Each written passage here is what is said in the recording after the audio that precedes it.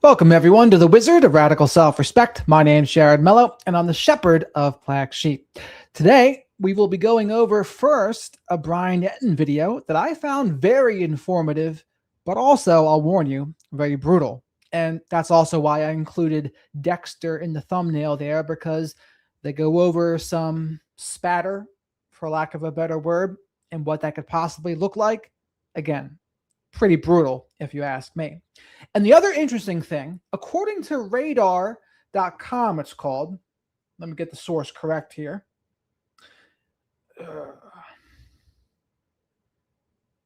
Radaronline.com. Beth Shilliday. She had said that the police had been called to the Reiner's residence several times since 2014. 2013 is when they started, and they went out there 2013, 2014, 2017, and twice in 2019. And one of these house calls was because of alleged violence towards another family member. And this is just another example of where there's smoke, is there maybe fire here? I would say, but this also proves a little bit of a pattern of behavior here. Now, all of those house calls by the police were not always because of violence. Other times they were mental health related, but one of them was indeed because of violence. So keep that in mind as well. Sally, welcome. I'm living the dream over here. Glad you're here. Hello there, Christy. We'll be going over at least two videos about the Nick Reiner case today. The first one's going to be from Brian Entin. The second one's going to be from Popcorn Planet. And maybe I'll see if I can see a video about the guy that offed his wife and himself because of the football game. But we'll see. We'll see if there's other videos about this. And what are the updates about the case here? What are people saying to me? Well, between YouTube and Facebook, a lot of people are saying, oh, he's definitely schizophrenic. And some people even said, oh, his family said it now too. And I was like, did they say it? Because if they said it, I haven't heard it. And I wonder if they're just subscribing to Alan Jackson's narrative, because, as I've said many times, it's Alan Jackson most likely that is the source for TMZ saying he has schizophrenia. And so I'm not saying it's not true. I'm just saying it's not confirmed. I'm waiting for the trial to happen where Alan Jackson will probably bring up one of his psychiatrists or doctors, and the doctor would say, yes, we diagnosed him with schizophrenia at such and such time. And let's play out the tape with that, though, too. Okay, he was diagnosed with schizophrenia maybe years ago. This is a hypothetical. So he knows he has schizophrenia, and then you're going to continue to take illegal drugs like meth, crack, heroin, weed, possibly coke, fill in the blank. At that point, you are not taking care of yourself. You're not doing what's best for your mental illness. That's irresponsible at the very least. So if you know you have schizophrenia, it becomes your responsibility to not do things to make your schizophrenia worse. And it doesn't seem like that's what he did. And again, this is also why I think there's some character issues here too, personality disorders as well. I think all of that is a possibility. Anne, welcome. Danielle, welcome. Claire, welcome. Ellie, great to have you here. There are many reports that he was violent, and his sister said she was always creeped out by him, understandably so. And she said if you look at family photos, she used his body language to always face away from him. That makes perfect sense. Nick has been a doper since age 14 to get out of going to school. Yeah, that was wild, right? We heard that he didn't even graduate high school. That was wild. I mean, he just seems like he had no direction. No direction, no nothing. And I also heard in one of the videos I'm going to play today that maybe Nick Reiner was trying to get money for a new movie and Rob Reiner refused. And this was also a cause of some friction and some conflict, just so you know. That would also make sense. And we will go over that in more detail as well. Living life every day. Welcome back. Glad to see this question. I saw someone else ask it, but all they did was talk about the current crime, not his history or any violent past, which is what I want to know about. Well, yes. And so I just looked it up. because you're right, both of these videos didn't talk about it. So according to radaronline.com, the police were called to the Reiners' residence in Brentwood 5 times since 2013. One of those times was because of violence towards a family member.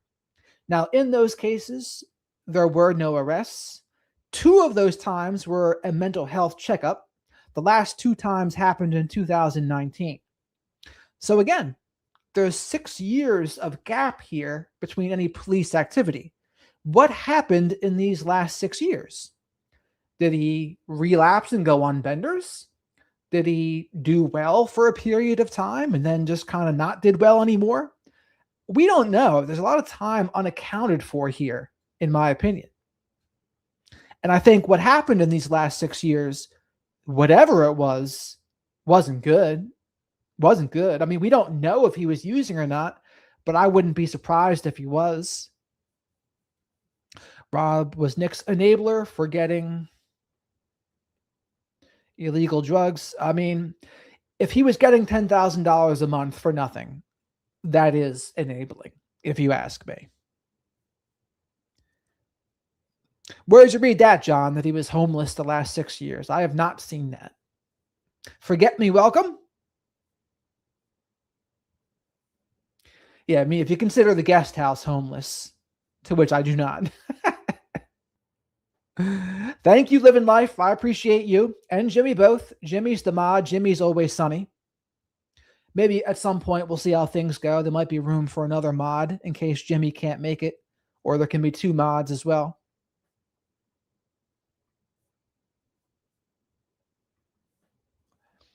Guys, thanks so much for checking out my show. I really, really appreciate it. I appreciate all the support. Please click to subscribe. In this case, I'm digging more into the Reiner murders, some new developments that have come out, specifically some of the calls to service, the police calls to the Reiner home over the years, dating back to, I think, about 2013. And it got me thinking, are there more calls that we don't know about? Are there more incidents that we don't know about?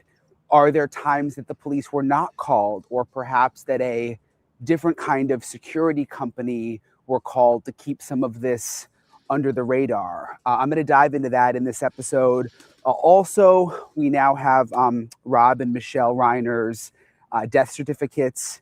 What some of the information means there, is especially there's a couple of times on there, times that the bodies were discovered. Some people are interpreting it as time of death. I think it's actually the time the bodies were discovered, but there's a difference in the time between Rob and Michelle Reiner. What that could mean, I'm going to dig into with a former FBI agent. And then also what else could be important at the crime scene. Specifically, some of this is just, it's kind of gruesome to talk about, but it's just the nature of what happened and what's important to the investigation. But blood splatter, blood evidence, how key that is going to be to this investigation. I'm getting into all of it.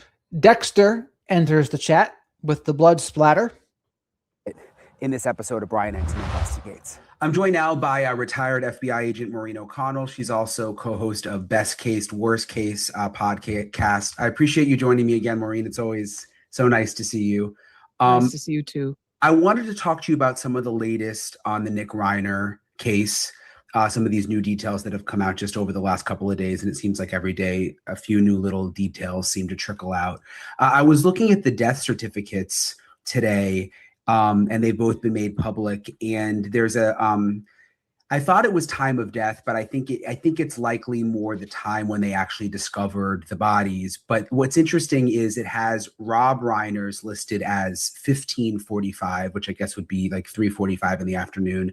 Minus 12, yeah. Yeah, and then you would know you guys probably use that time a lot in law enforcement. Mm-hmm. And then Michelle Reiner was 15:46, so a minute later. Do you and you've told me before you thought that he allegedly killed Rob Reiner first, but Livin in the chat here said she's surprised that Rob didn't have security, especially considering Nick's mental health, and to which I would agree. And what used to happen is Rob would bear hug Nick to basically restrain him And apparently this would happen on multiple occasions. And think about that for a minute. Rob needs to bear hug his adult son to calm him down. Think about how ridiculous that is for a minute, that an adult, mental illness or not, needs to be bear hugged by his father to be calmed down. I mean, that's some wild stuff right there. That's certainly a red flag. Do you think that's what this is telling us? Yeah, it's exactly. They just, they have to market the way they see it, and they have to market when they see it. And for example, we know that Romy ran into the house and saw her father first. So he was likely, right on the floor or something inside the doors to their master bedroom. Maybe her mom rolled off the bed on the other side, and maybe that's why she didn't notice her at first. Or maybe it was just too shocking, which is also totally understandable. So then she turns and runs out. And thank God she did, because as horrible as this situation is, at least she didn't get to see her mom like that too, because my heart just bleeds for her and her brother, but particularly her in this instance. So I think that's, they found him first. They tried to render aid. They tried to determine whether or not he was still alive, which he probably obviously was not alive, because that's a very bloody mess, as Jim Clementi outlined yesterday. And also, then whoever was in the room with them, let's say it was probably just one or two paramedics, and they come in and then once you're focused in on that first victim, you look at that victim, you're trying to make a few determinations, and all of a sudden you sort of back out a little bit. And it's hard. You have to train yourself to not be hyper focused on what's in front of you. So they come in, they see Rob Reiner. Then when they back off just a little bit, they may have seen blood on the other side of the bed as well, and looked over, and there was Michelle Reiner or something along those lines. We don't know that to be true, but the blood evidence will tell us a story when, in fact, all that information is in and out. And they push out the report. How do they determine what happened based on blood evidence? Well, for example, if we're let's just talk about it's just so I don't have to be so graphic for everyone. Let's talk about a separate murder that's happening with a hammer being And be careful. This part here is about to get pretty graphic. So this is your warning. I get squeezy with some of this stuff myself. I could never be a doctor or a surgeon because I'm not good with the blood and guts. And people always criticize me. They say, Jared, but you have all these tattoos. That's needles. And you claim to not like needles? And I would say, tattooing and being tattooed is completely different than the blood and guts of surgeons or the doctors or this kind of violence here. Completely different. Impacting someone's skull. That first strike, nothing. There's no blood there. You can cast off the hammer, so you can hit a skull once, reach your arm up like this. There's going to be no blood spatter because the skull hasn't started to bleed yet. The second time you come down, boom, now it's in blood. And now when you lift it up again, you're going to find that cast off material on the ceiling or the walls or wherever you are. So in a knife attack, if someone is slitting another person's throat, that's up close and personal. And there's not going to be a lot of cast off per se until they start doing the frenzied jabs and lifting their arm out and back in, out and back in. If we're assuming that Rob was killed first, the knife and the blood around him is only going to have his blood on it.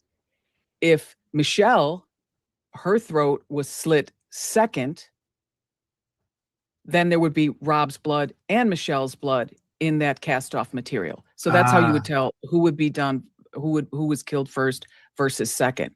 And here's the other thing about that.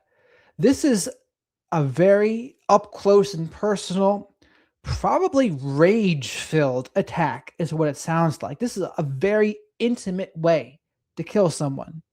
And it takes multiple strikes, multiple stabs, multiple slits, not just one usually. So again, that all speaks to me, to someone that is doing this very intentionally and they know exactly what they're doing. That's just my opinion. So when Nick went in there allegedly to kill both of his parents, he would likely go after his father first so that he could neutralize that threat. Because according to other reports, when Nick would get completely out of hand, his father would bear hug him just to hold him, just to stop him from causing damage or whatever else he did, during his life to disrupt the family. He seems to me to be the type of person that would just suck the oxygen out of every room he walked into and had no problem and felt no remorse for doing so.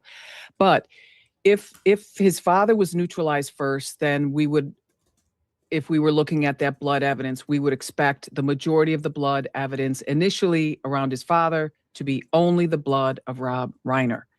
And then if his mom woke up and started to fight him or try to stop him or do anything, at that point, he may have tried to neutralize her. That's amazing. That I never thought about how much you can figure out from like blood splatter and whether the blood's mixed. And when I was listening to this earlier, it was actually making me mad. I was like, can you believe that bastard Nick did this to his parents after all the ways they tried to help him? Like, what an asshole thing to do. Together. Yes. Mental illness or not, even still, like, just an asshole thing to do. Well, with blood spatter, you can tell how many times they were stabbed, even if you don't have a body, based on the cast off. If you have a good cast off pattern, there you'll be able to see the different sprays and the different angles, and the actual blood droplets point give you the directionality of the blood. Do they make that determination based on pictures, like some kind of investigator later, or do you have to actually be there in the room to figure it out? They can do it with pictures, but they'll also, they take very, very detailed photos. The photos are all to scale. They can sometimes they'll do diagrams. Now it's all done largely with computers. And it's very, very, it's fascinating. It's very interesting. It's just fascinating. One of the reasons, all those years on the evidence response team for the FBI, one of the things I just loved most was the learning. I am just a student of life, and I love to learn. And if I could still be in college, I would still be in college. I love it so much, and I love science. So I would go to any class like that I could, and I just absolutely soaked it all in. Did you have to go into, I mean, it all just sounds so gruesome. I'm thinking about the Reiners and sort of blood splatter everywhere. Did you have to go into scenes like that? We did a couple of times. We went in, we worked with the one of the LAPD's homicide groups. Our evidence response team did for a couple of years while I was there. I actually developed the program because their SID group was so exhausted, and it was a small group and they had so much going on. And I said, hey, we've got great training. We've got great skills. We can throw 15 bodies at a crime scene for you. And it was a very symbiotic and great relationship that it really benefited our team to have that. We did a couple of burn cases where bodies were burned in these vehicles. We did a case where a young girl was dismembered, and a number of others. We talked once before about the blood that was found in the hotel room where Nick was allegedly went back to stay. This is a very interesting part right here. Pay attention to this. They found blood in the hotel room. How did that happen? Let's see what they say.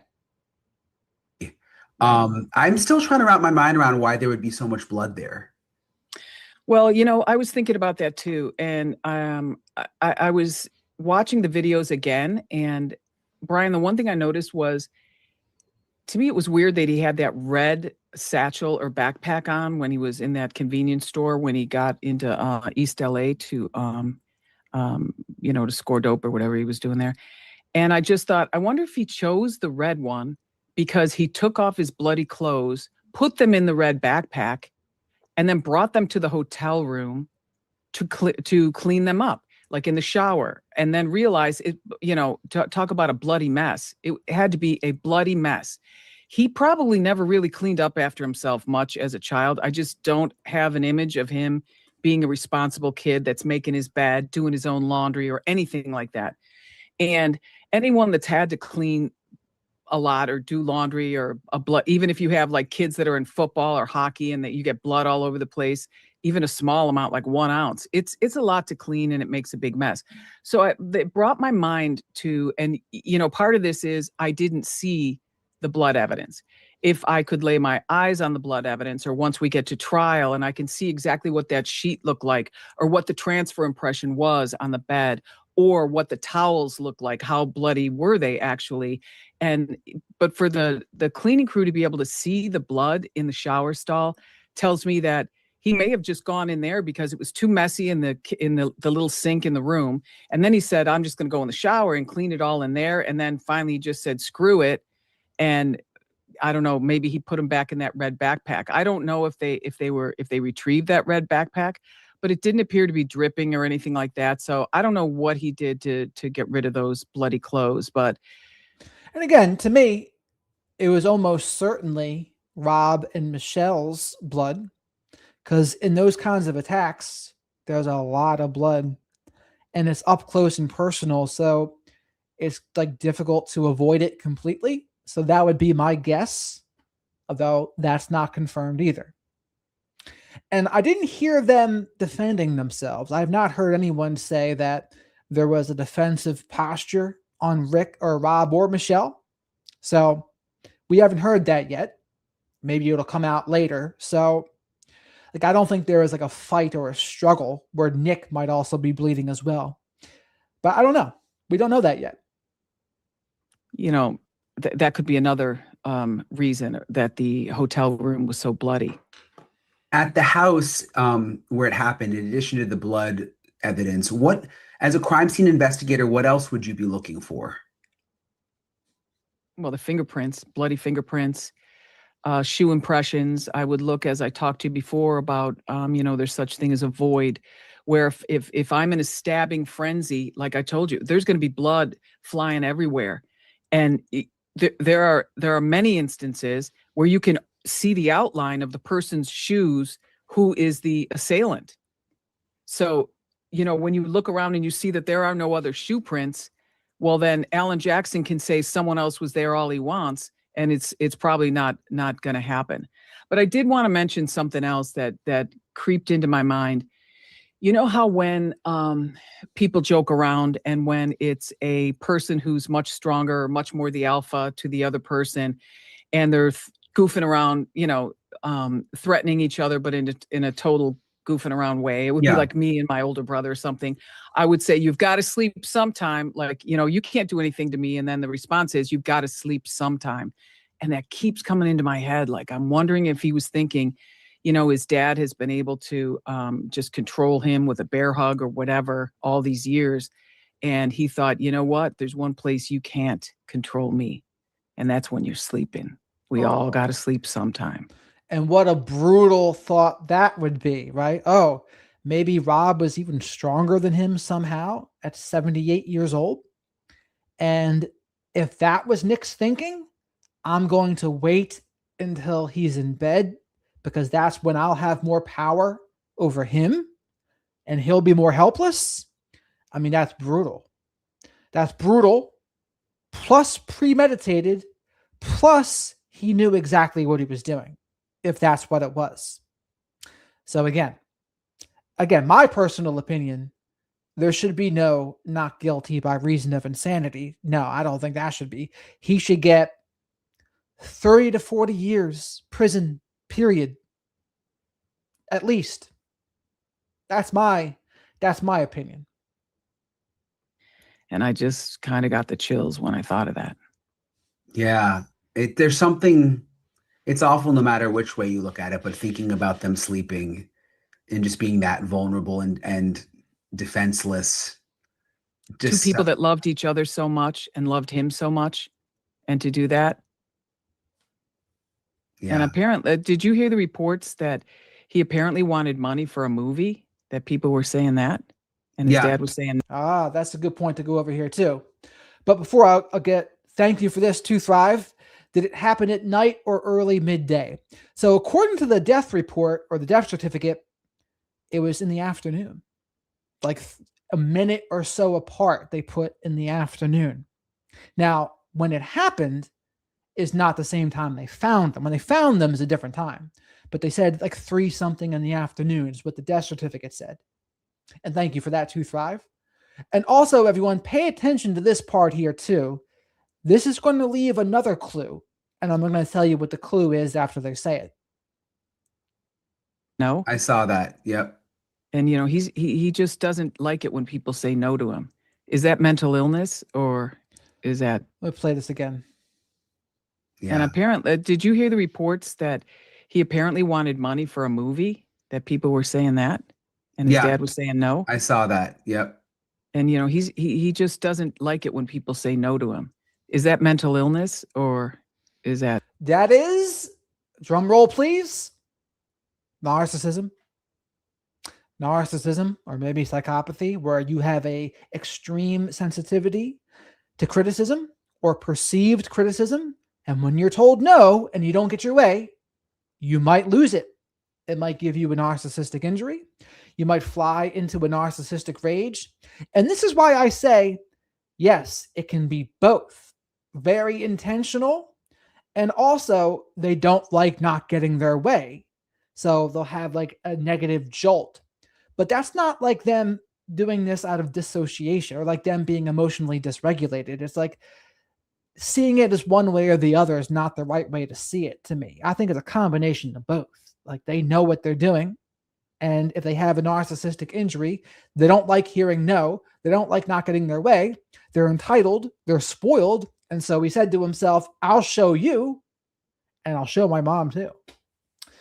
So that's another clue of the narcissistic side of things, if you ask me. And again, I mean, there are people who have autism. They don't like hearing no either. But again, to me, this is more of like the narcissistic version of it, not the autistic version. Someone who hasn't been told no much. Do you think that they have the murder weapon? I have no idea. I have no idea if they do, but if you think we see them looking more though? If they didn't, would we have seen them out looking in trash cans and stuff? They would have been out looking in trash cans. So I don't know when that trash gets picked up actually, but they definitely would have been looking in trash cans. It's, you know, it's just the DA had said he didn't confirm or deny they have the weapon, but they did say they're going to present whatever they have at the trial. So they're withholding the information. They don't have to tell us beforehand, but the DA said that, yeah, we have this information and we'll let you know during the trial. So maybe that means they found it. Maybe it means they didn't. It's a great investigative tool. We use it all the time for every type of crime you can imagine. Yeah, because I was just thinking if they didn't have it, even down near where the hotel was, like, you know, I would just think we would have had some image of them searching for a couple of days, you know, if they didn't. Well, hopefully they got the bloody clothes and the knife in that hotel room. I mean, that would be nice. I hope they have the knife, and I hope they have the clothes, because it shows also that he was well aware that what he did was wrong. Otherwise, he just would have left it at the house. Mm. Why would he hide? Why would he take his clothes off? Why? Exactly right. These are all the clues that make me believe, yeah, he knew exactly what he was doing. He knew it was wrong. And if he didn't, why would he take all of these steps? Why would he change clothes? Why would he leave? Why would he, if he did try to dispose of the weapon, why did he do that? You can't say he was insane while also seeing him do all of those things. They are conflicting with one another. Didn't he show up there all bloody? And what's with the Uber driver? Or he could have walked there. He probably walked all the way there. But maybe he took an Uber from the gas station down to the Pierside Hotel. But he could have walked. It's not a short walk. There's these new police reports that are out that show that police were called to the home dating back to 2013. It was like 2013, 2014, 2017, twice in 2019. There was a call about battery of family violence investigation. Mm-hmm. Does that surprise anyone? No, does it? When this thing first happened, I said to a number of my colleagues, we are going to find out that there have been many calls for service to that house, and that's either with police or fire or whatever, or paramedics. But I knew that he was going to have police show up at the house, because what happened that night did not happen in a vacuum. The pre-incident indicators here, I knew would be like a parade of red flags, and here we are.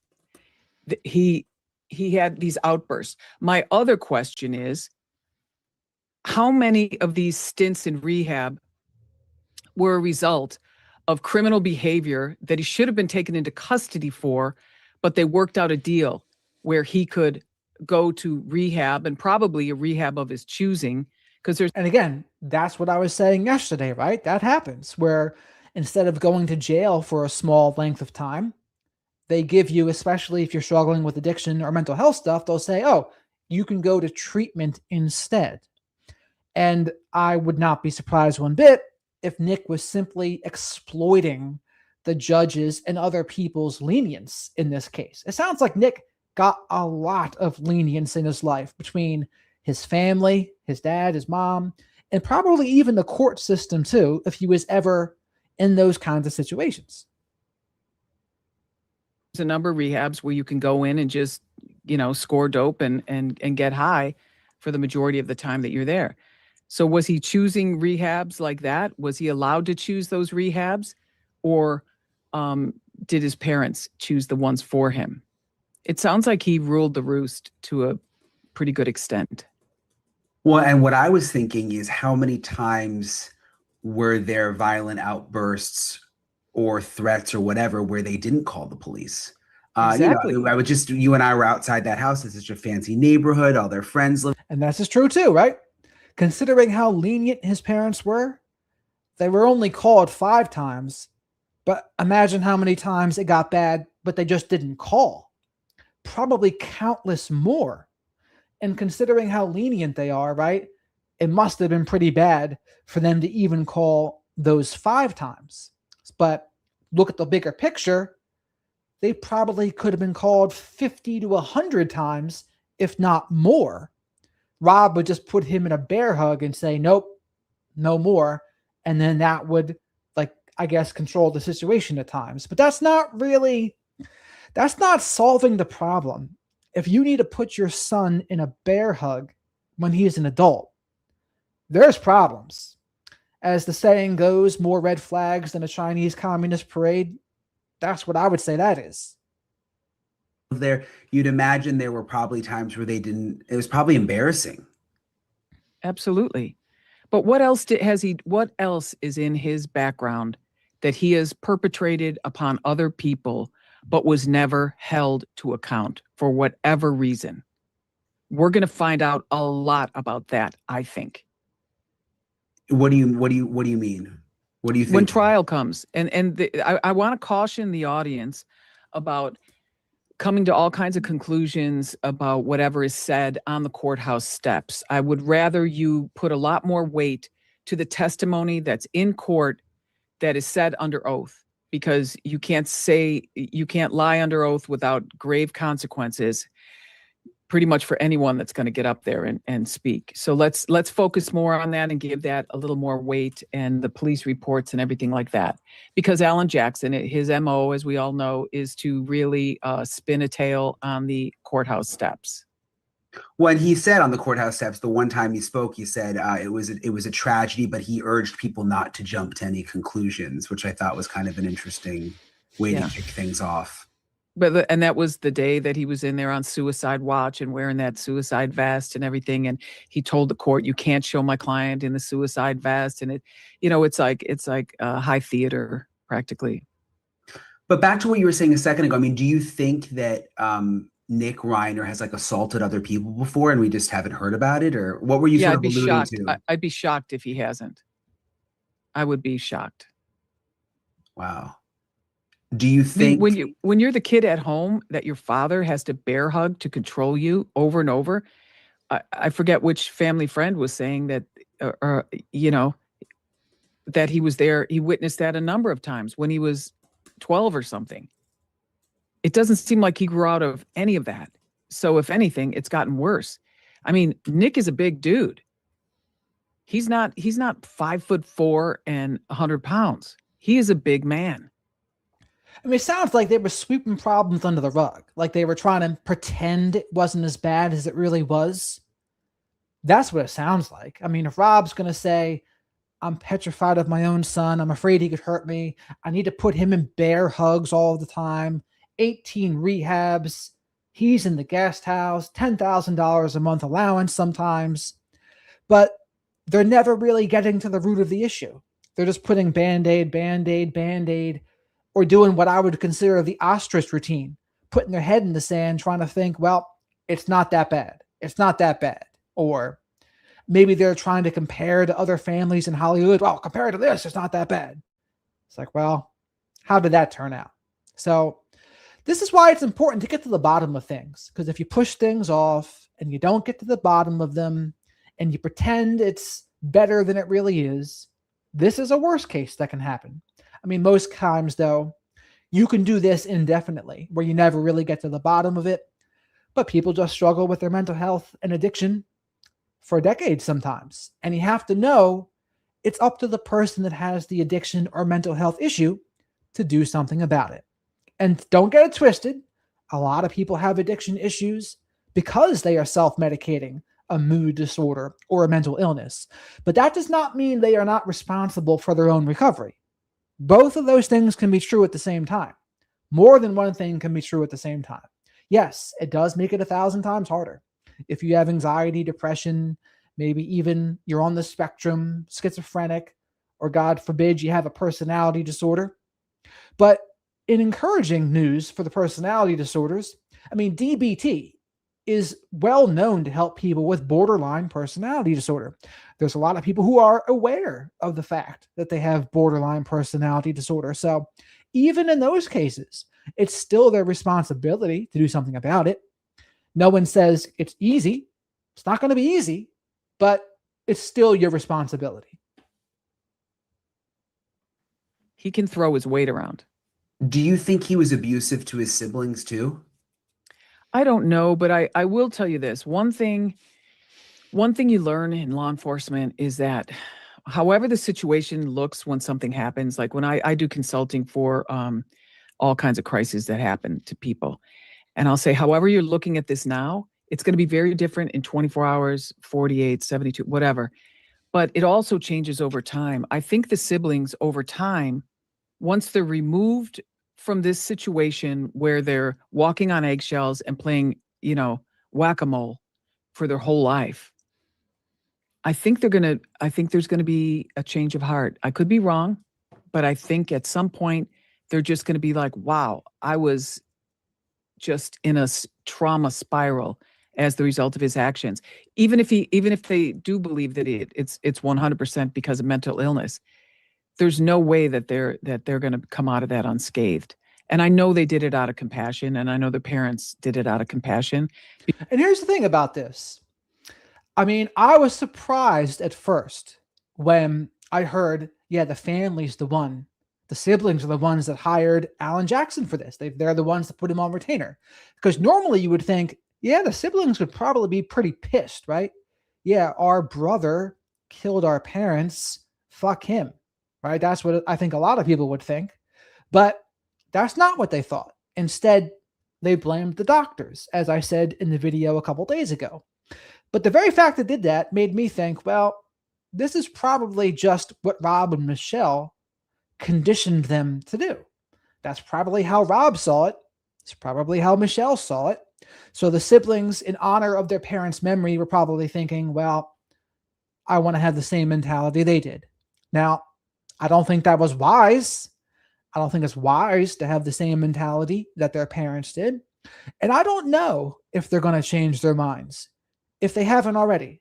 If just the fact that he killed their parents wasn't bad enough, I mean, I don't know what's going to change it for them. I don't know what they might hear that really makes them snap to attention, but I don't think it's going to happen now. Because they're kind, compassionate people, and they're good people. But I just think that Nick just sucked the oxygen out of every room. I can only imagine the birthday parties he went to as a kid. It's, there's always not always, but there's sometimes that one kid where you're like, dude, pack your shit and get out of here. Right. No one wants your drama. Well, and it's, I think since I last spoke to you, I don't think we had a chance to talk about it, but there's reports now that people at the Conan O'Brien Christmas party wanted to call the cops on him, and that like they were saying, "Oh no, don't do it," kind of thing. So it was obviously it must have been somewhat serious, whatever he was doing there. Yeah, and think about that for a second. You're at a party, it's a cocktail party, you're at Conan O'Brien's, it's great, fabulous people are there. I'm sure the music is great, food, drinks, everything. And this person comes up to you and death stares you and is just like, "What's your name?" Right. and is getting this close to your face or whatever. It's, "What's your name? Who's your daddy? Is he rich like me?" it's frightening. And he's a big dude, unkempt and disheveled. It would scare anyone. But for people at that party, like the Hollywood elite, to want to call the police, that in and of itself is shocking. They don't like calling the police. That's not their culture. Mm. So it had to be on the continuum. It had to be up there. And again, we don't know specifically what was said to Conan. We know that there was a shouting match between Rob and Nick.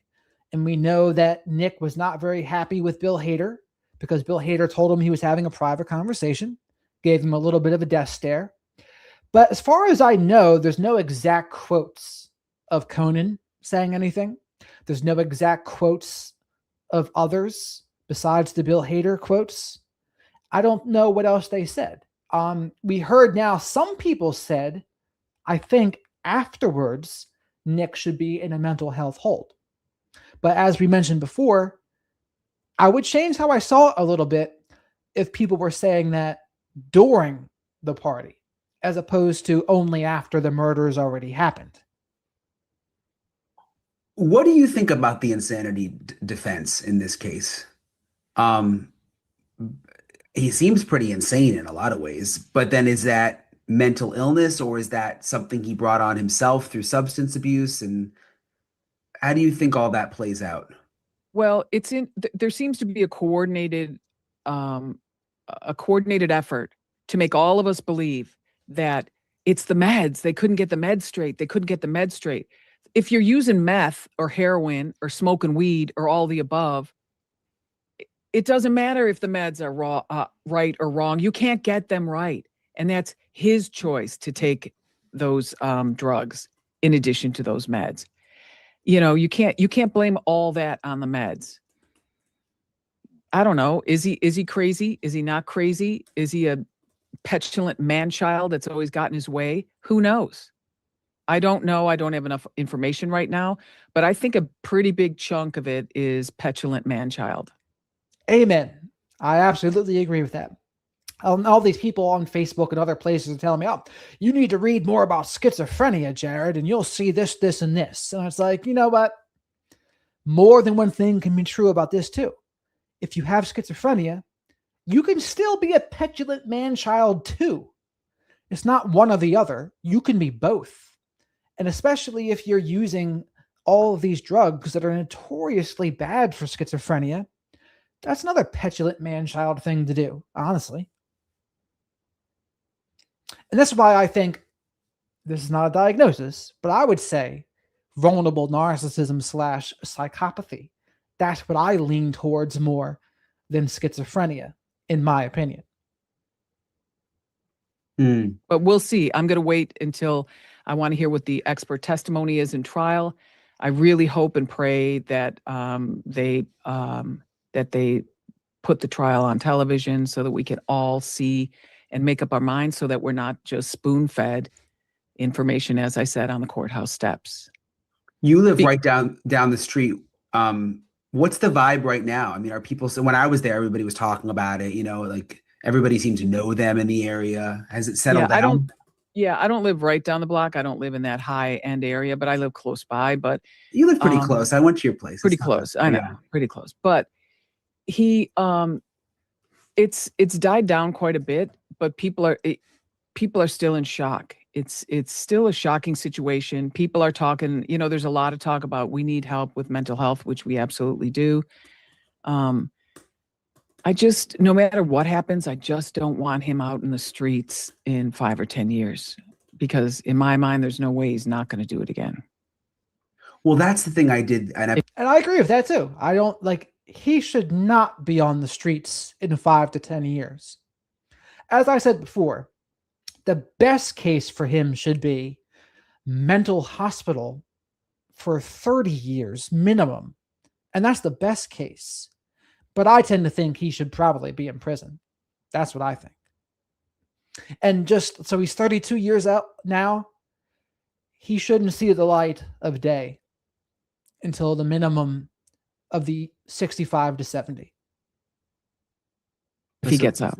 I did an episode, Maureen, the other day about the insanity defense and how, we're so fresh in it right now with everything that happened to the Reiners, and you think, oh, this guy's going to go away forever.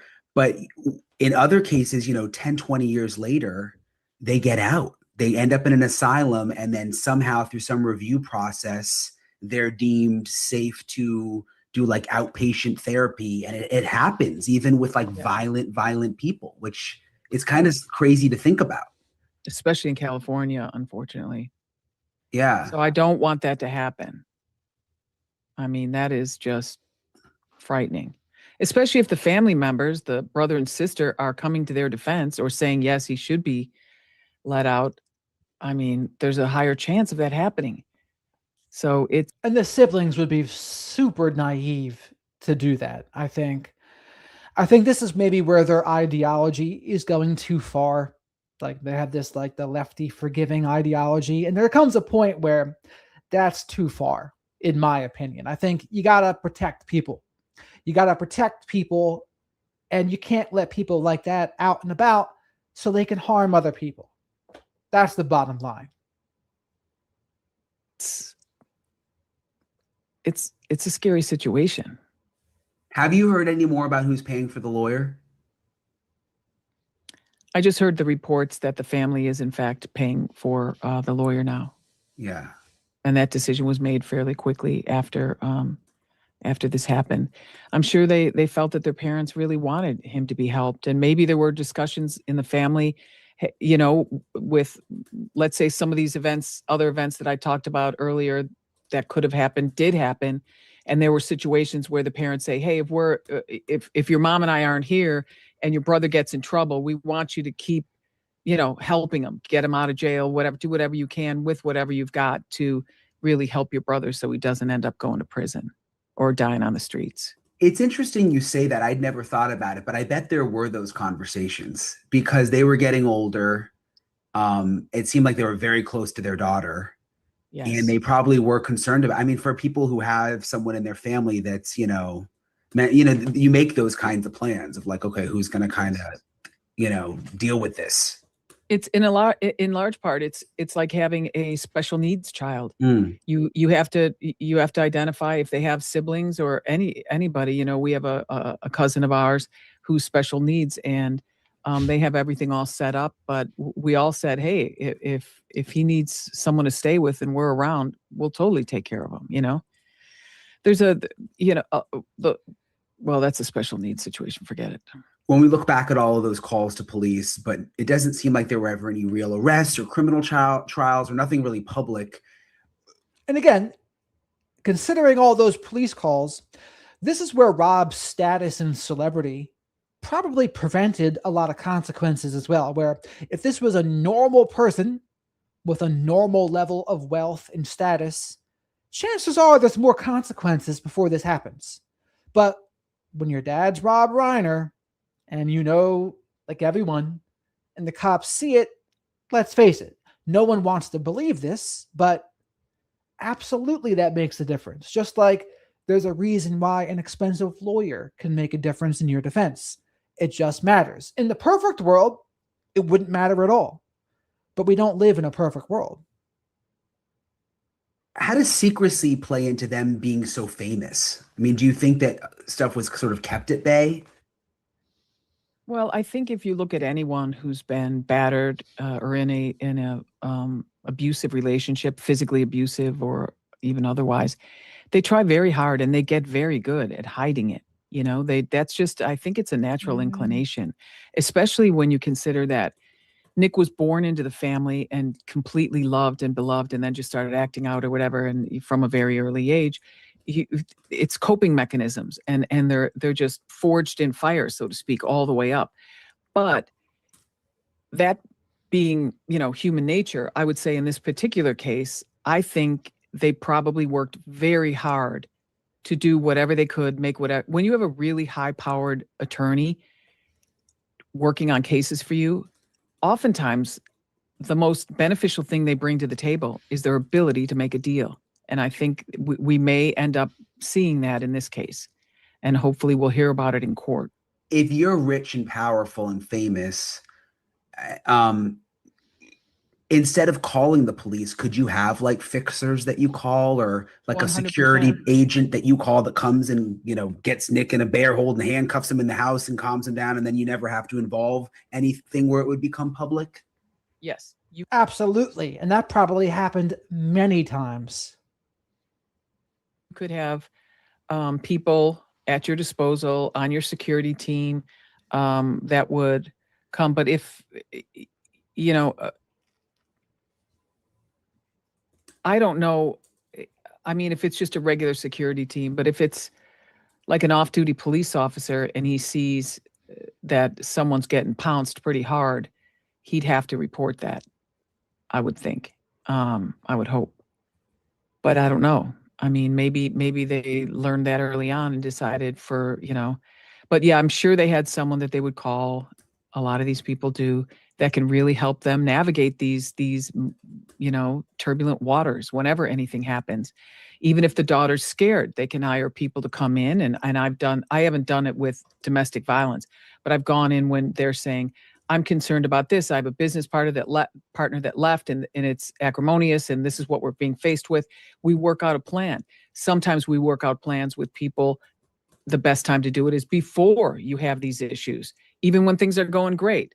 Like, Brian, you and Allison, let's work out a separation plan right now while things are good, because it's going to be a lot easier than doing it when everything's up in the air. So, yeah, I imagine that they absolutely had a team of people that would come in and sign non-disclosures and everything else, so that they wouldn't be able to say what happened, which may be why this is not titrating out or not leaking out at the level we would expect. But it may come down to subpoenas and grand juries and whatever else to get these people to cough up that information. Something else, to your point, Brian, that could happen is an event happens hypothetically between Nick and someone else, and then that family contacts the Reiners and they just do an agreement and a payoff and a non-disclosure, and it's done. Does that happen all the time in LA, I'm guessing? I don't know, but I'm sure it happens quite a bit. I guess we wouldn't know. Yeah. Yeah. As always, I really, really appreciate Maureen for taking the time to talk with me. I appreciate all of her expertise. I'll, of course, stay on the story. I also appreciate everybody for watching. Thank you again for... And yeah, I mean, LA, Brentwood, Malibu, they just have different rules for themselves. And again, this will annoy people, but it's just true. I mean, when you have that much money, power, status, it makes a difference.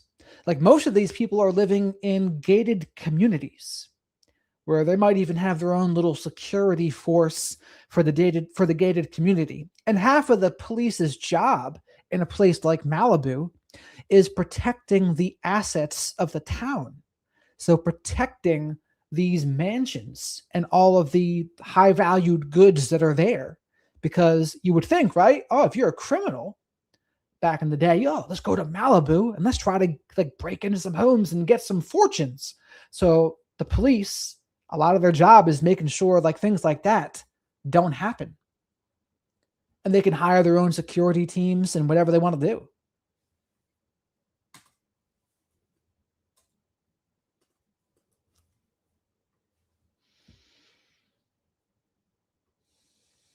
Oof, these Nick Reiner podcast clips are not going to help him when he goes to trial.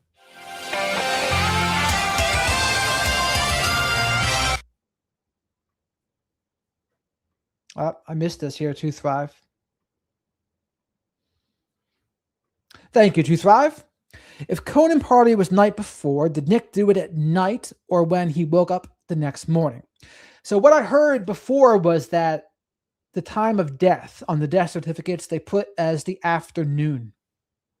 That's what they said on these death certificates. But I'll check up on it for you again, just to be sure.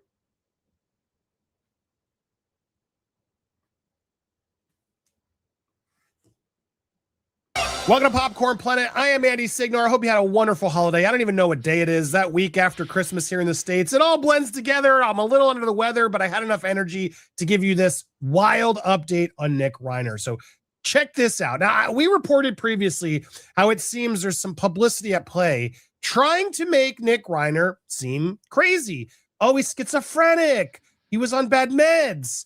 That's what was really happening, guys. He's not really the monster that people are claiming him to be.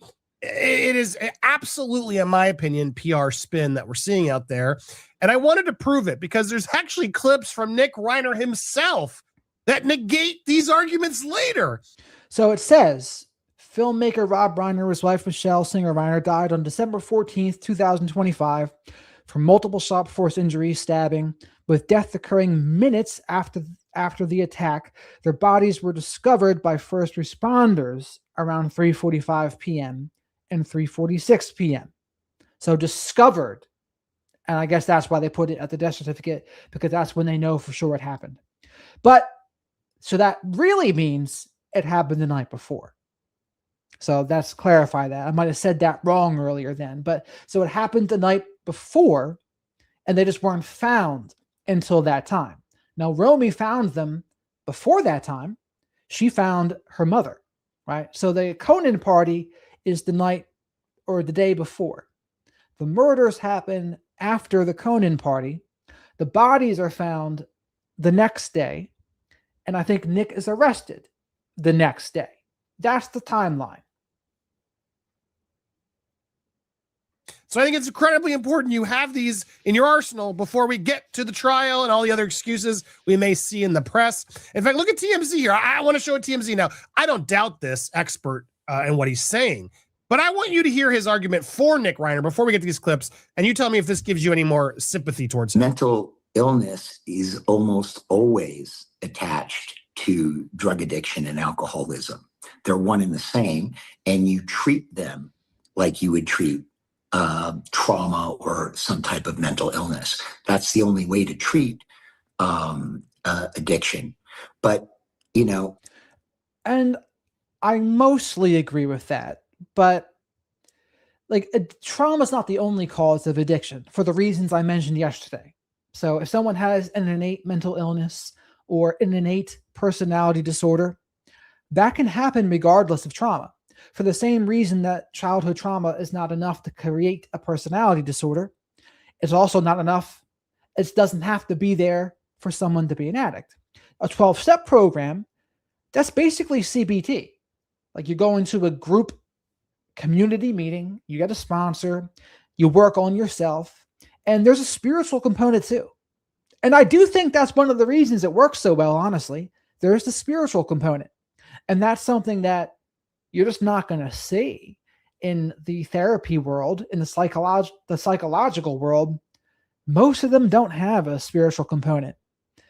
Sometimes because I don't think they're even allowed to, but I think the spiritual component's important. Lawyers aren't all the same.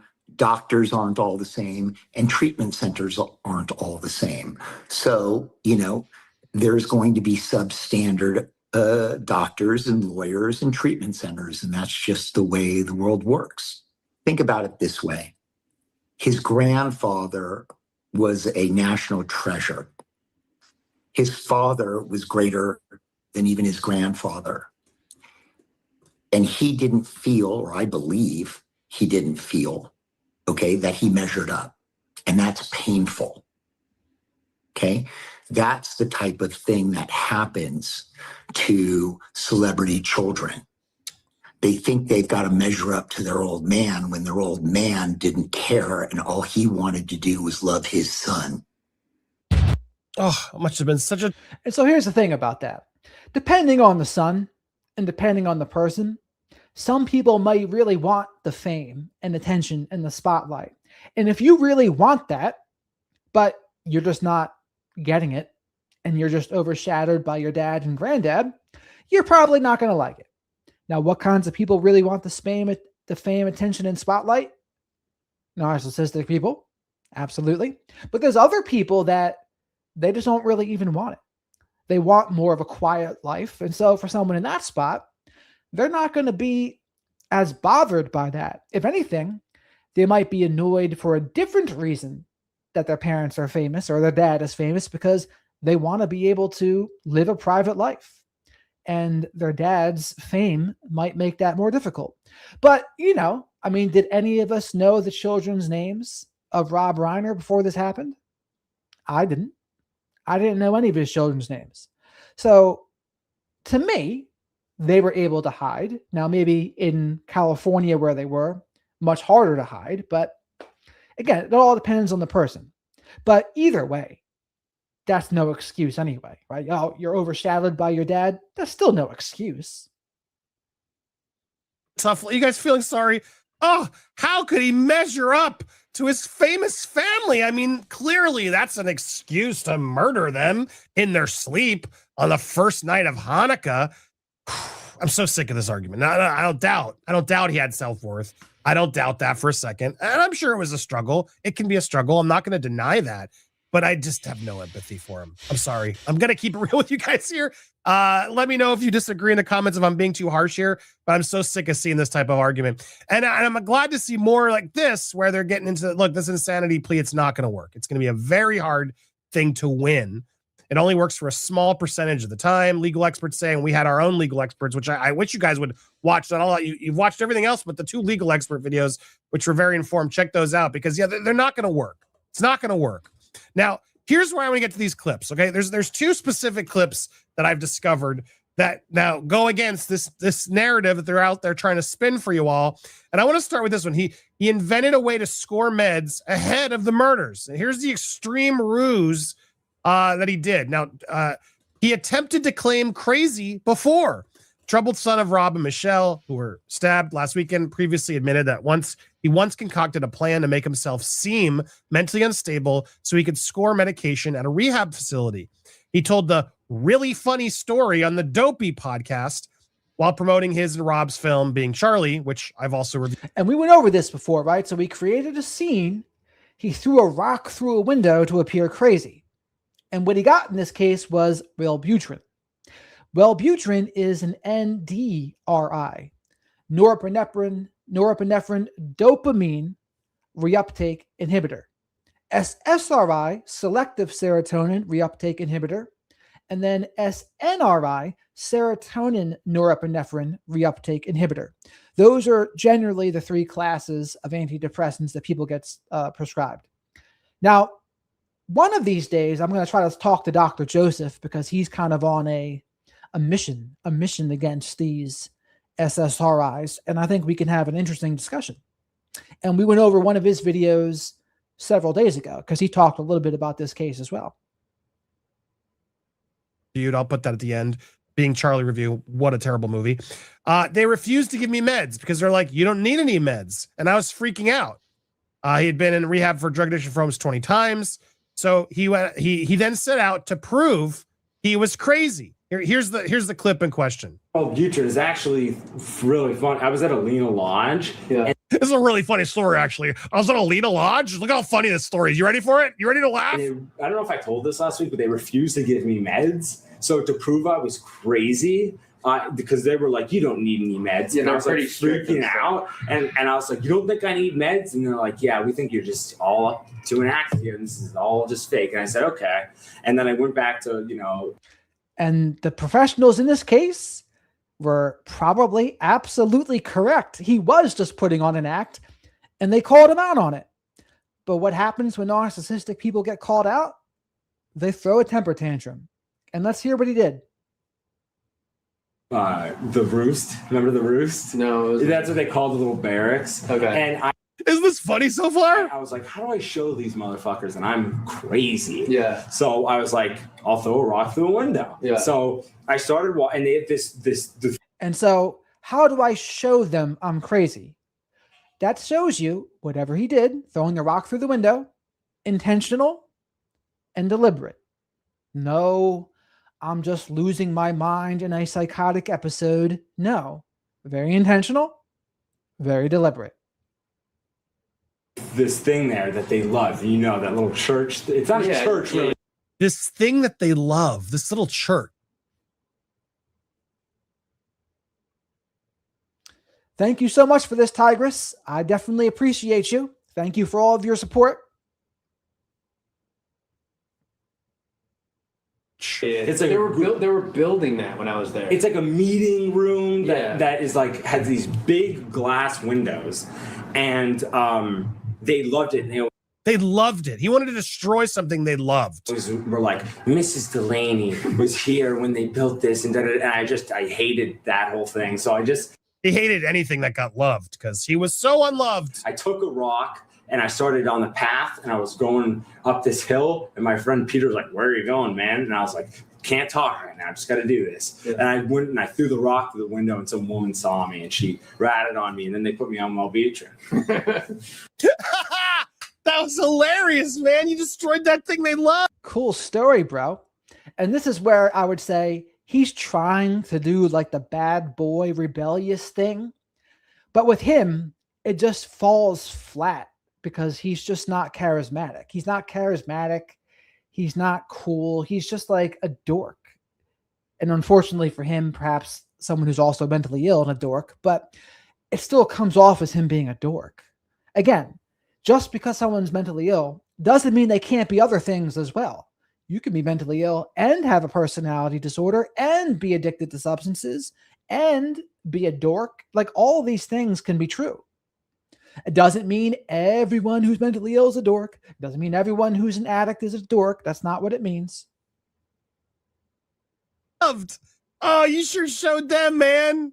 What a good guy this Nick was. Makes himself seem crazy to get more meds. Huh. Interesting. Interesting how that was happening. Okay. Gotcha, Nick. This just bothers me, man. This bothers me so much because it shows he made his own choices. He was well aware of what he was doing. So I'm so sick of all this arguing of, oh no, he really was this, and oh no, he needs help. I mean, he does need help, that's for damn sure. But why was that funny? What was funny about that? And it continues as we hear more harrowing. And so Ann in the chat says Dr. Joseph made a video where he ranks the side effects of meds. And you know what impressed me about Dr. Joseph is that he's actually tried some of these SSRIs for a couple weeks just to see what they would do, because he wanted to know what they would do if he was prescribing them to someone. And I respect the hell out of that, for him to put himself in that position and say, you know what? I don't want to prescribe this unless I know what it does. So that was pretty cool of Dr. Joseph, because you better believe most of them are not doing that. So when they try to tell you, oh, this, or this about the medicines, they don't know. They're only knowing what they read in a book or what they see in studies or what they see their patients present as, but they don't know what it really is like to actually do it themselves. That's why I really respect what Dr. Joseph did. Accusations for people inside one of the rehab treatments he went to. Now, he goes in and explains that every rehab's bad. And to be fair, some of them are. And he explains one real reason why it wasn't great is because he would meet other people there to score, substances from. He would meet them at these facilities. And sometimes the people who work at these facilities are dealers. Like, to be fair, there are a lot of bad treatment rehab centers that actually make it worse. Now, there's some that are good and there's some that are too expensive and all this, but he goes in and talks about, and they talk about this crazy wilderness program in Utah called Second Nature, where he met a kid there who was hardcore Venice. That's who gave him more of this episode. All this got revealed in those dopey podcasts.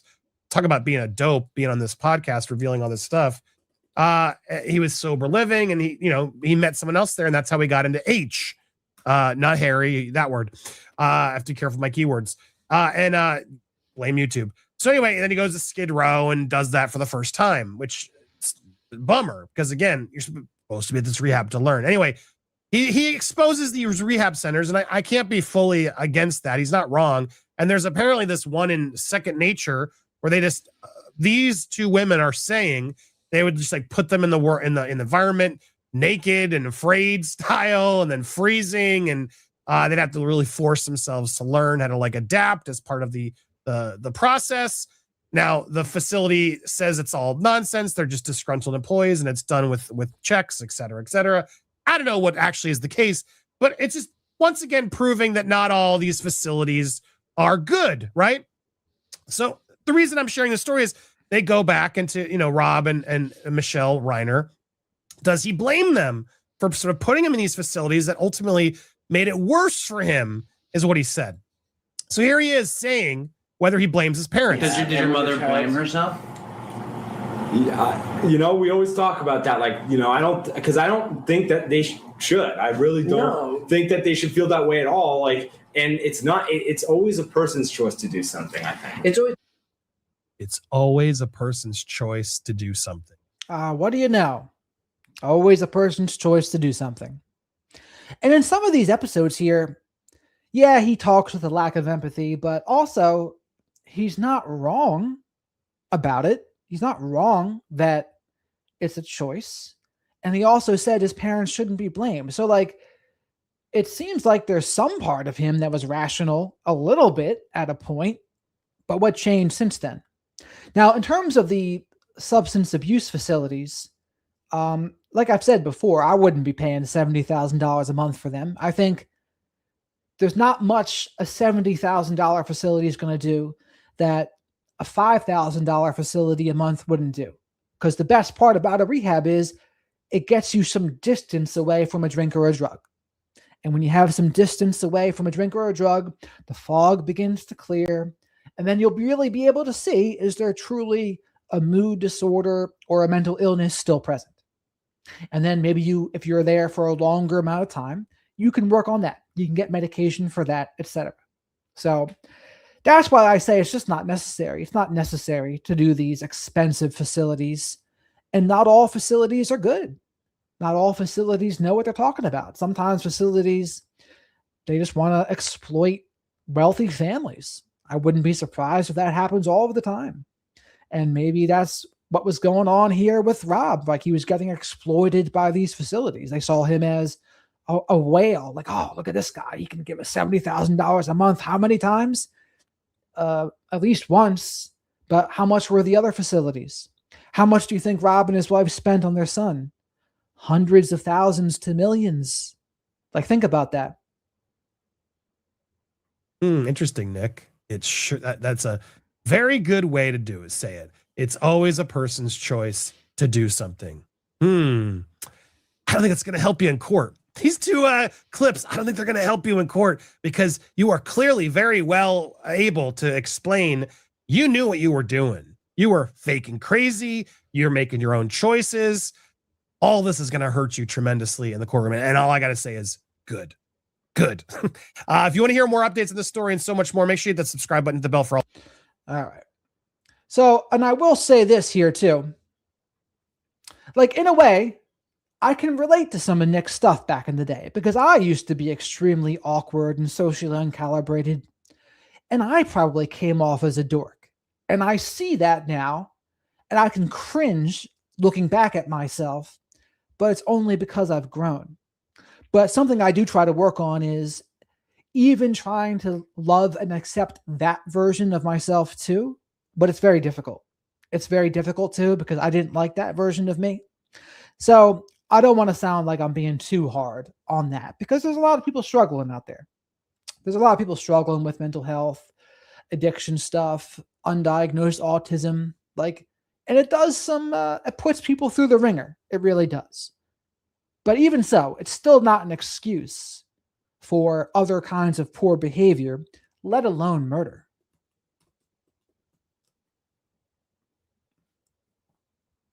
And this is a good one here. My own son can hurt me. This is Hidden Killers with Tony Bruschi. Here now, Tony Bruschi. Rob Reiner reportedly told friends at Conan O'Brien's Christmas party, "I'm petrified of Nick. I can't believe I'm going to say this, but I'm afraid of my son. I think my own son can hurt me." That wasn't paranoia. That was pattern recognition. 17 years of pattern recognition. Because by the next afternoon, Rob and Michelle Reiner were dead, stabbed multiple times in the master bedroom of their Brentwood home. Their daughter Romy found them. And Nick? Well, Nick had allegedly already checked into a Santa Monica hotel, left blood in the shower, and was wandering around Exposition Park waiting to get picked up by the police. Nick Reiner is now facing 2 counts of first-degree murder with special circumstances. His attorney is signaling an insanity defense. The narrative is already being shaped. Schizophrenia, medication changes, a broken man failed by a broken system. Don't buy it. I'm asking you, don't buy it.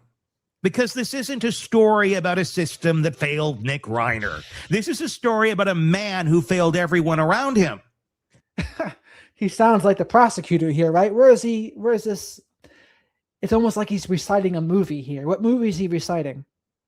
He reminds me of the lawyer from The Exorcism of Emily Rose, where the defense lawyer is trying to claim that the father is not guilty of manslaughter. And the prosecutor is like, the defense attorney is going to tell you the priest had her best interest in mind and told her to stop taking her meds and blah, blah, blah. But you don't believe it. The father, he caused the death of Emily Rose. And that's exactly what he just reminded me of. Consistently, deliberately, for nearly 2 decades, and is now angling to escape the consequences one more time. Let's talk about who Nick Reiner actually is.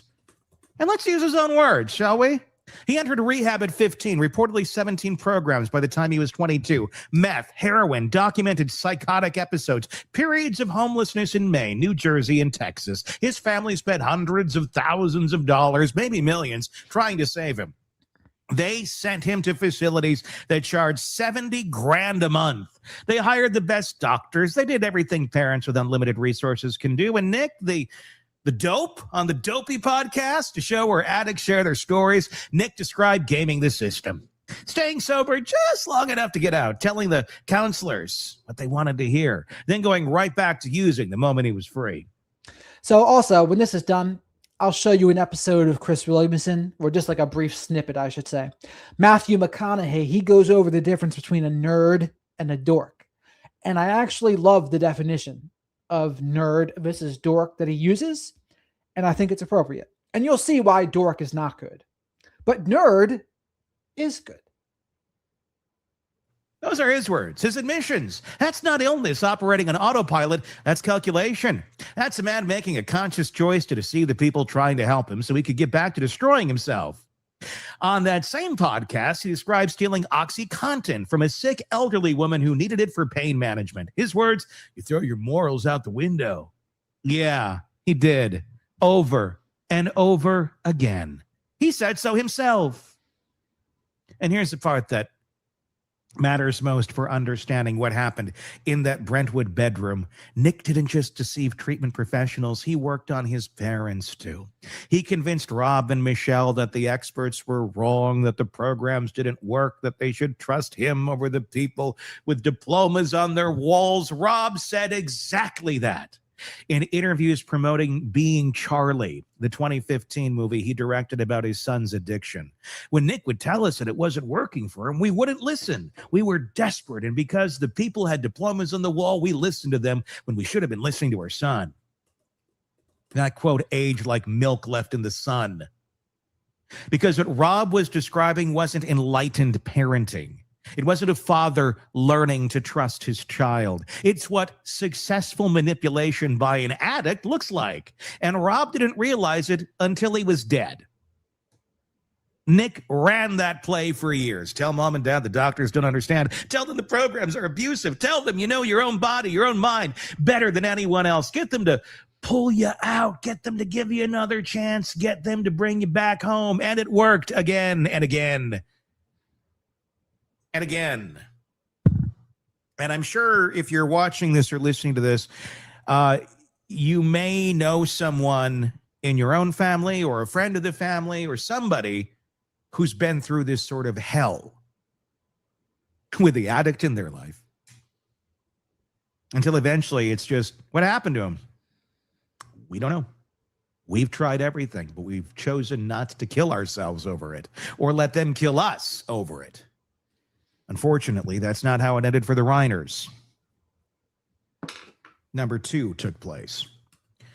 By December 25, Nick was living in the guest house on his parents' property under, quote, watchful supervision, according to reports, which apparently meant his 78-year-old father and 70-year-old mother were responsible for managing a 32-year-old man with schizophrenia, active substance abuse issues, and according to a neighbor who spoke to the New York Post, a history of violence. This is not the first time their son has been violent, the neighbor said. An insider close to the LAPD told reporters there have been quite a few calls for service at the Reiner home over the years, and Brentwood, one of the quietest, most heavily patrolled neighborhoods in Los Angeles. And that's what we went over, right? There was at least 5, but chances are there were probably should have been more. They were just trying to be lenient. And then that doesn't even account for if they had a private security thing going on there too. So 5 times were they called. 1 at the minimum was for violence. And I should actually even read the article to you here because it's super short. Police called the Rob Reiner's home quite a few times for welfare checks and family violence reports years before the director and his wife were murdered. This is from Beth Shilliday. LAPD officers were no strangers to visiting Rob Reiner's house over the years, likely due to his troubled son Nick, who has been charged with violently killing his parents, RadarOnline.com can reveal. Cops were called to the All in the Family alum's $13.5 million Brentwood, California mansion at least 5 times over 6 years, with their 6th trip coming on December 14th, when the lifeless bodies of the legendary Hollywood actor, director, and his wife, Michelle, were found with their throats slashed. LAPD records obtained by the Daily Mail show police calls for service at the Reiner's home in 2013, 2014, 2017, and 2 different call-outs in 2019. Nick lived in the property's guest house intermittently when he wasn't in rehab. The nature of the calls range from alleged family violence to welfare and mental health checks, presumably regarding Nick, who battled years of drug abuse and mental health issues. There's been quite a few calls for service at the Reiner house. An insider close to the department told the outlet the West LA division of LAPD was summoned to that home on many occasions. The source added, Brentwood is a fairly quiet neighborhood. You don't generally get a lot of calls for service at a home. Family violence, mental health checks, and more. The trips to the Reiner mansion began with a welfare check on August 4th, 2013 at 3:31 a.m., labeled in the police log simply as door. What could that mean? Cops were called early in the afternoon of February 2nd, 2014 for a noise complaint with gone on arrival recorded in the logs. A response on May 5th, 2017 at 4:04 p.m. was far more dire, as the police code for battery of family violence investigation was listed as the reason for going to the Reiner home. This time, the log indicated that a police report was filed regarding the visit. In February 2019, police responded to a welfare check at the house, while in September of that year, the LAPD headed out again to respond to a 918M code for a mental health-related check involving a male subject. And that's pretty much the part of the article that's relevant. That's not normal. That's a pattern. And still, Nick stayed. Still, Rob and Michelle kept trying. Still, they brought him to Conan O'Brien's Christmas party on December 13th because, according to multiple reports, they were afraid to leave him home alone. Think about that. They weren't bringing their son to a party. They were bringing a threat they couldn't contain.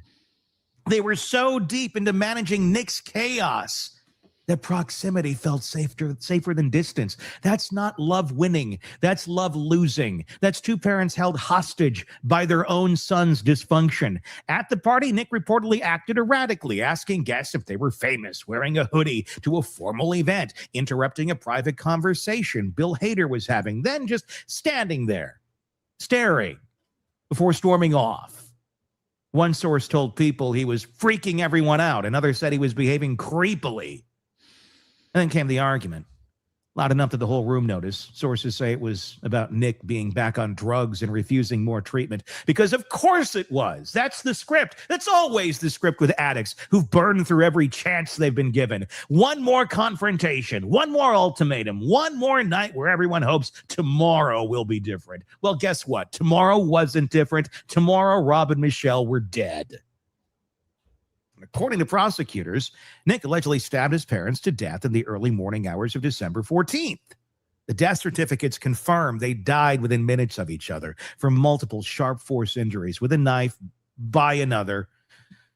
Their daughter, Romy, found Rob's body around 3:45 p.m. She reportedly fled the house without realizing her mother had also been killed, paramedics told her. By then, Nick had allegedly already checked into Pierside Santa Monica Hotel around 4 a.m., used his own credit card. Staff said he looked tweaked out, but had no visible blood on him. When housekeeping entered the room later that morning, they reportedly found the shower full of blood on the bed sheets, the windows covered with linens. He was arrested that evening near USC, bought a drink at a gas station, put his hands up.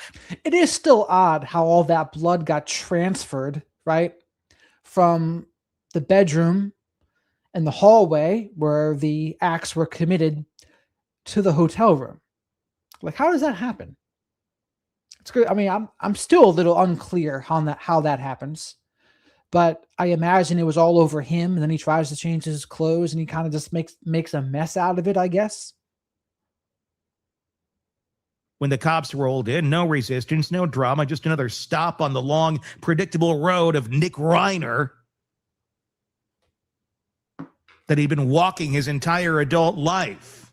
Now comes a part where we're supposed to feel sorry for him. His attorney, Alan Jackson, the guy who got Karen Reed acquitted, has already signaled that there are very complex and serious issues with this case. Translation, mental health defense incoming. We now know Nick had been diagnosed with schizophrenia several years ago. He was on medication. He keeps saying that. I mean, other than that, I pretty much agreed with everything Tony said here. But I don't know where they're getting this definitely diagnosed several years ago. To me, as far as I know, the only source is TMZ's source, which is probably Nick Reiner's defense team. Someone also said the family might have said it too, but I have not seen that confirmed anywhere. My thoughts would be, if they are hiring the lawyer, they're going to get on board with Alan Jackson's narrative, whatever it is what I would guess. But we just don't know. We don't know that for sure. Medication was reportedly changed 3 to 4 weeks before the killing. Sources say he became erratic and dangerous after the adjustment. One said he was out of his head. A sealed medical order was signed by the judge on December 19th. Nobody knows what's in it, but it's almost certainly going to be the foundation of whatever story Jackson tells the jury. Here's the problem with that story. It treats the murders as if this happened in a vacuum, as if Nick Reiner woke up one day with a malfunctioning brain and committed an act he couldn't control, as if the previous 17 years didn't happen. But they did happen. Every choice, every deception, every stolen pill by his own admission, every gained rehab stay by his own admission, every lie to his parents about why the programs weren't working. Every time he convinced them to trust him over the experts, whatever violence that neighbor witnessed but won't detail, it all happened. And it all led here. An insanity defense asked the jury to believe that Nick Reiner, in that specific moment, didn't know what he was doing was wrong. Maybe that's true. Maybe the medication change sent him into a psychotic state where he genuinely couldn't distinguish right from wrong. But here's what's also true. Nick Reiner spent 17 years making choices that put him in a position where that psychotic break could happen. He chose to keep using. He chose to reject treatment. He chose to convince his parents to distrust the professionals. He chose to stay in their guest house instead of a supervised facility. He chose over and over the path that led to that bedroom. You don't Correct. So if you have a mental illness, you're responsible for taking care of your mental illness. And that means not using illegal drugs that are notorious for making mental illness like schizophrenia worse, if he did indeed have schizophrenia. get to spend 2 decades making your situation worse and then claim you're not responsible for where you end up. Rob Reiner was 78 years old. Michelle was 70. They've been married for 36 years. They'd raised 3 children. They built careers. They gave to causes they believed in. They showed up for Nick over and over again, long past the point when most parents would have walked away. Their bodies were cremated on December 19th. The remains went to Jake, their oldest son, Jake and Romy. The surviving children have issued 2 statements since the killings. Both ask for privacy. Neither mentions Nick by name. That silence says everything. Nick Reiner's arraignment is set for January 7th. There's a lot of arraignments January 7th. So the silence says everything, but their actions say something different if they're the ones hiring Alan Jackson. Now, someone in the chat said, well, maybe they're making it less likely that he can appeal and like whatever happens is what happens. Maybe. But I mean, it sounds like if you hire Alan Jackson for your brother, like you kind of want what's best for them, regardless of what he did, is what the actions communicate to me. That are on the calendar, by the way, for a lot of cases we're covering right here. So be aware, press subscribe wherever it is so you don't miss what's going to be happening next. Prosecutors haven't decided whether to seek the death penalty. Alan Jackson will argue that his client was sick and that the system failed and it was a tragedy no one could have prevented. But someone could have prevented it. Nick Reiner could have. At any point in the last 17 years, he could have made a different choice. He could have committed to treatment. He could have stopped deceiving his parents. He could have accepted help instead of gaming it. He could have done the hard, brutal, unglamorous work of recovery instead of running the same con over and over until there was no one left to con. And he didn't. And now his parents are dead. His siblings are shattered.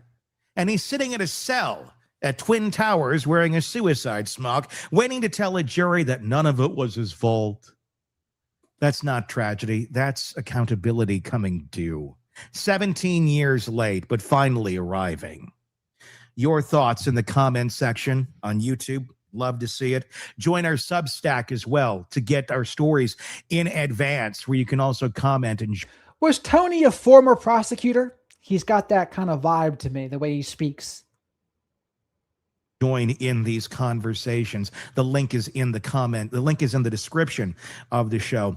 Also, be sure to check us out on the podcast platforms, Apple Podcasts specifically. Hit subscribe over there. Leave us a review on Apple Podcasts. We do greatly, greatly appreciate that. If you appreciate our reporting, any of those would be lovely.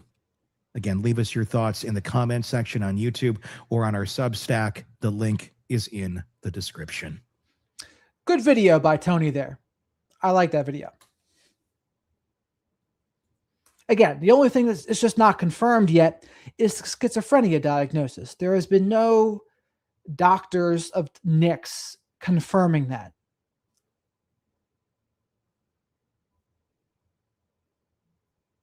He's been cited by IG. I hate that.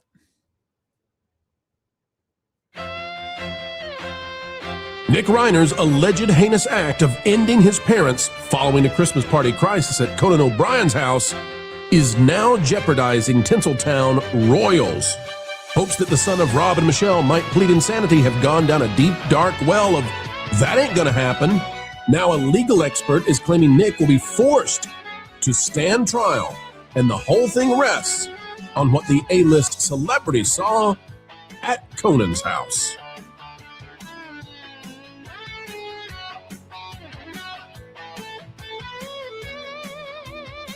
Hello, folks. Welcome back to the Pro Channel, where we continue to give you the news you need to know ahead of schedule. Yes, drive-by journalists, get your jumbo pencils ready. Tomorrow's headlines delivered today.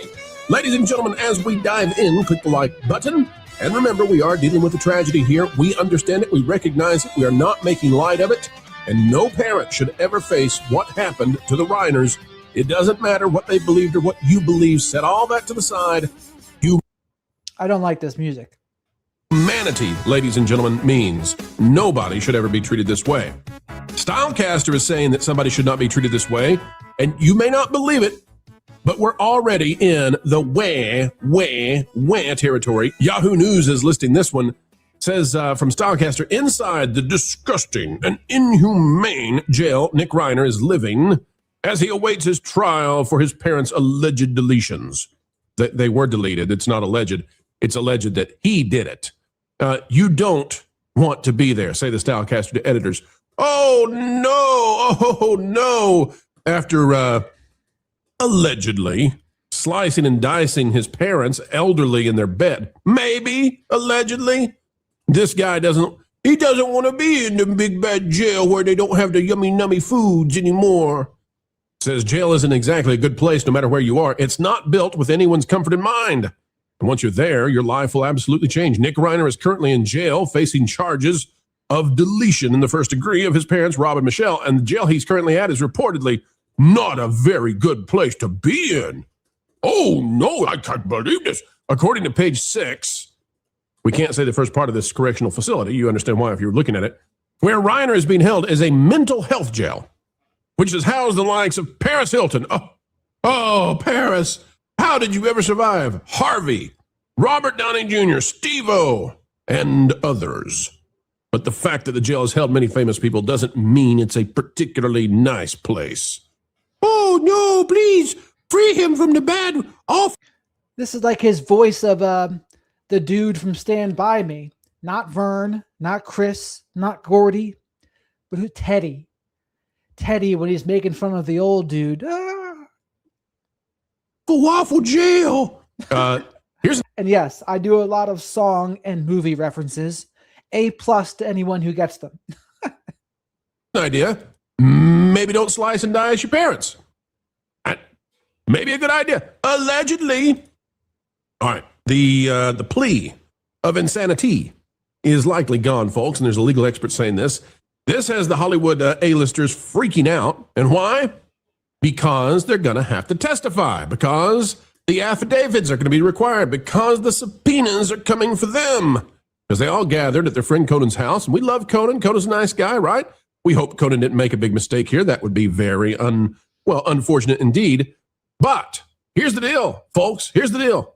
Whatever happened at the Christmas party, allegedly, is what is going to decide this case. From People magazine, which is no longer a magazine, Jack Smart and Gillian telling, the authors here, why a crazy plea would be very hard for Nick Reiner after the deaths of his parents. Here's what it says. Will Nick Reiner plead insanity after being charged with the deletion in connection with the deaths of his parents, Rob and Michelle? It remains unclear, but it's a defense with a historically low success rate in court, according to legal experts. Quote, from Niama Ramani of California's West Coast trial lawyers, to be found not guilty by reason of insanity. That is a very difficult legal hurdle to overcome in California. You have to Apparently he's like Cartman here too. prove between disease or defect the defendant does not know the nature and consequences of his or her actions. Essentially, you have to show that the defendant doesn't know right from wrong. But the problem is Nick was at the party. Nick was at the party with a ton of witnesses, and they're very famous witnesses. Did he know right or wrong there? We'll get to it in just a second, folks. The When Harry Met Sally filmmaker, 78, and his wife, Michelle, were found deceased. Their son, Nick, was then arrested and charged with 2 counts of deleting the parents. He is put on self-deletion watch in solitary confinement, according to a source for People. That's not a good place to be.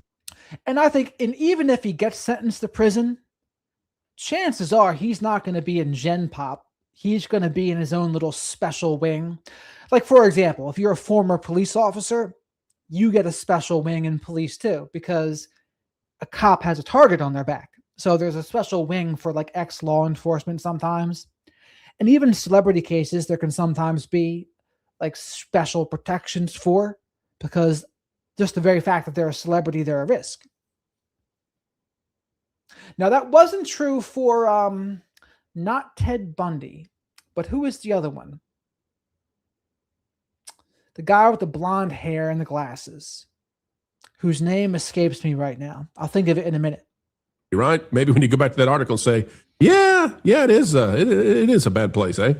It is very hard, says Romani, for most defendants to achieve a more lenient sentencing by pleading crazy in court.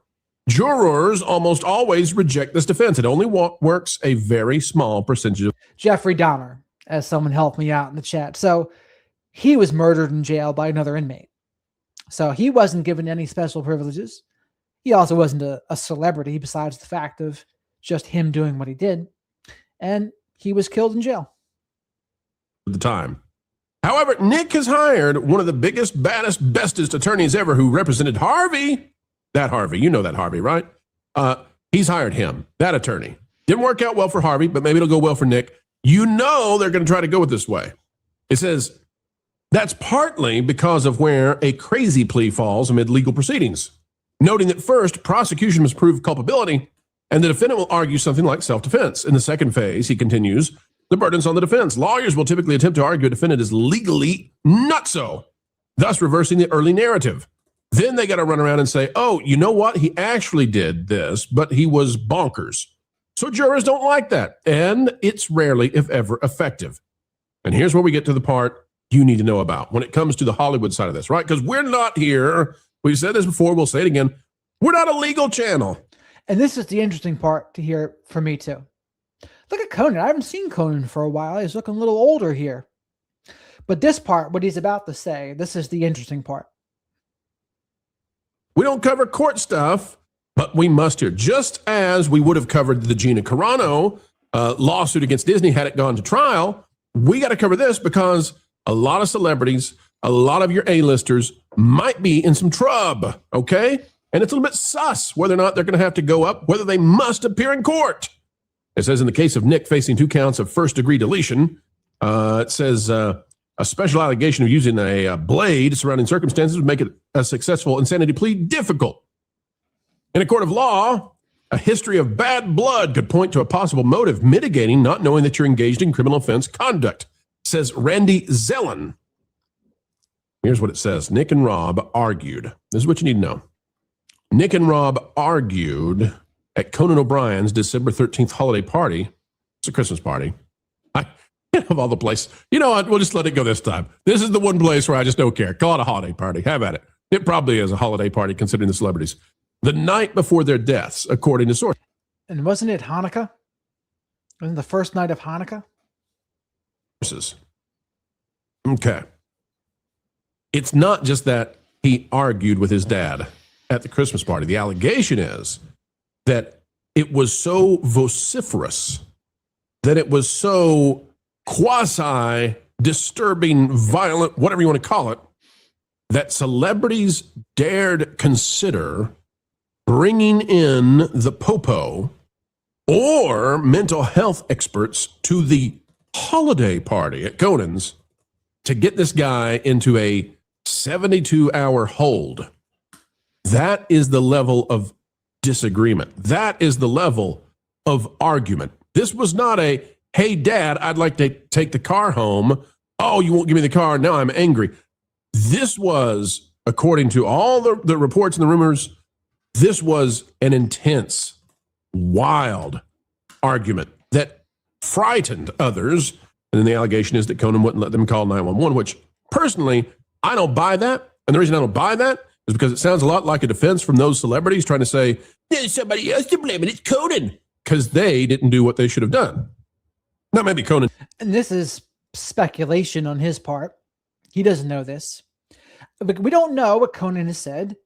We heard that people said at the party that Nick should have been on a mental health hold. But what we don't know is when they said that.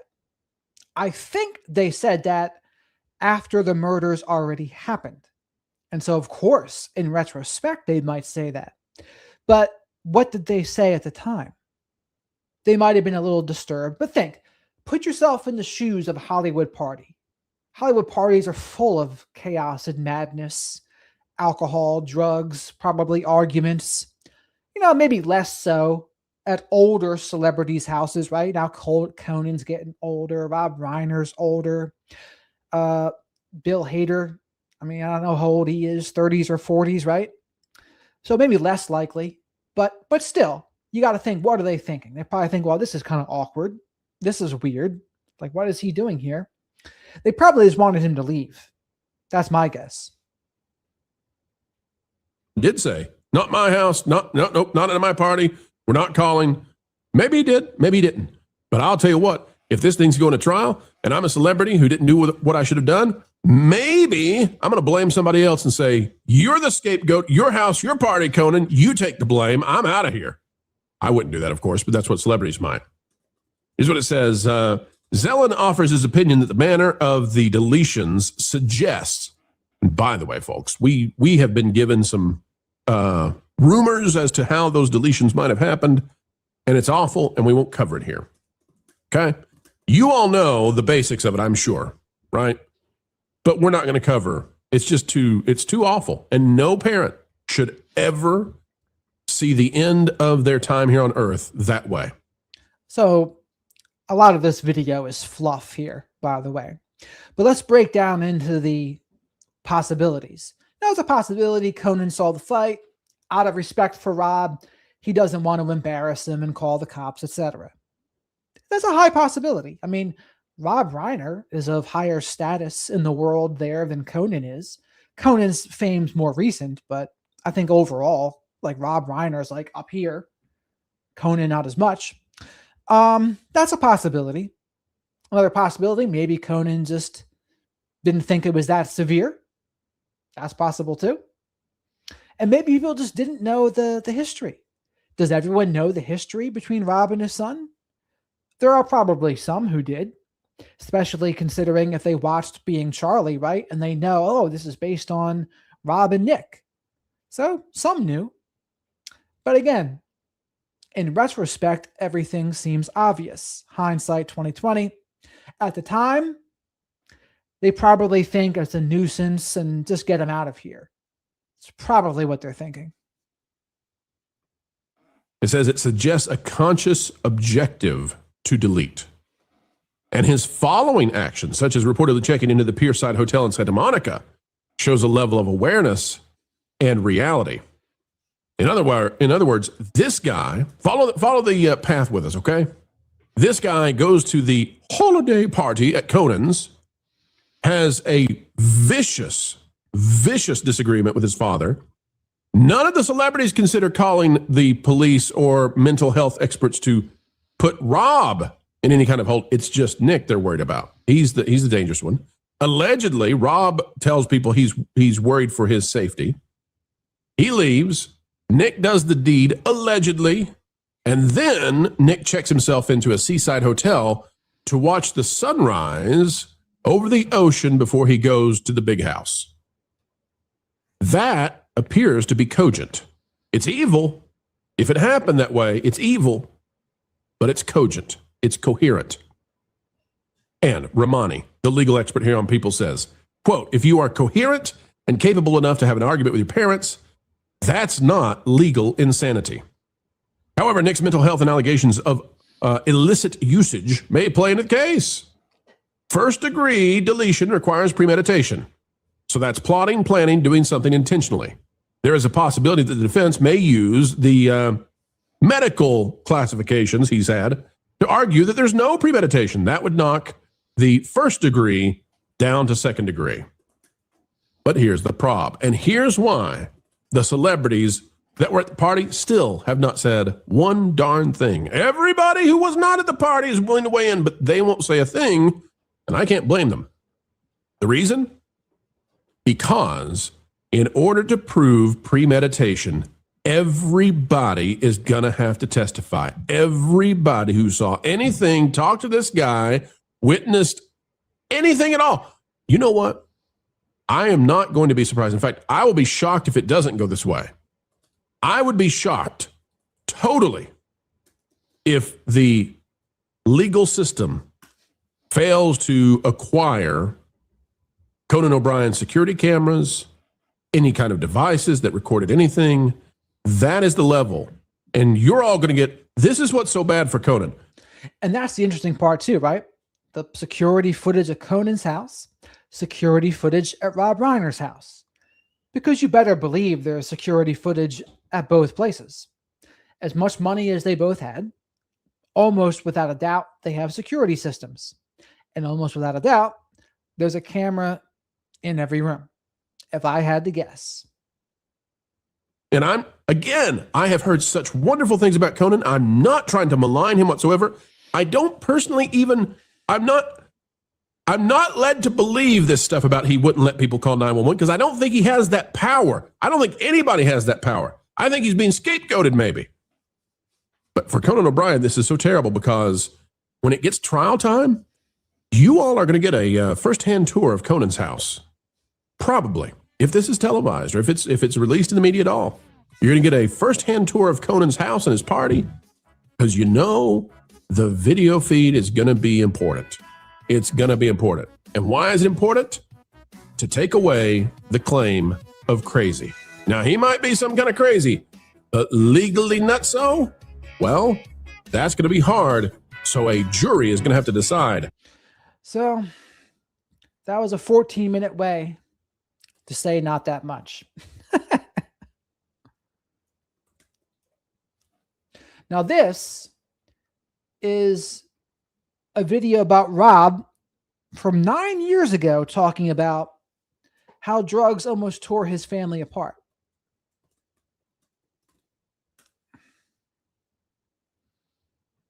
This is Sway. Sway. Sway. Sway. In the morning. In the morning. In the morning. Shake your body. Wake your fuck ass up. That cross touch. Now I see what your idea of a free country is. You're free to say anything you want, but if anyone disagrees with you, they're either thrown into jail or called a meathead, right? That's right, because this is America, the land that I love. Wow, man. Hey, listen, to me, that was a scene from one of the most groundbreaking shows in television history. Absolutely, Sway. I don't know about that one.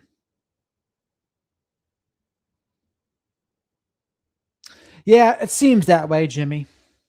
But let me do another video before this.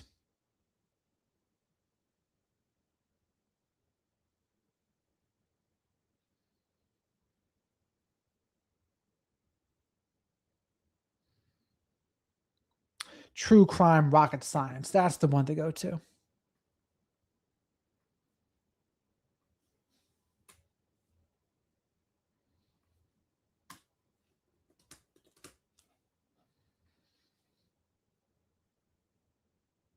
All the signs were there, says forensic psychologist Dr. Leslie Dobson. In recent months, it was clear Nick, once clean-cut and well-dressed, had stopped taking care of himself. He's more disheveled. He's distant. His eyes aren't focused. He's not really caring about how he looks.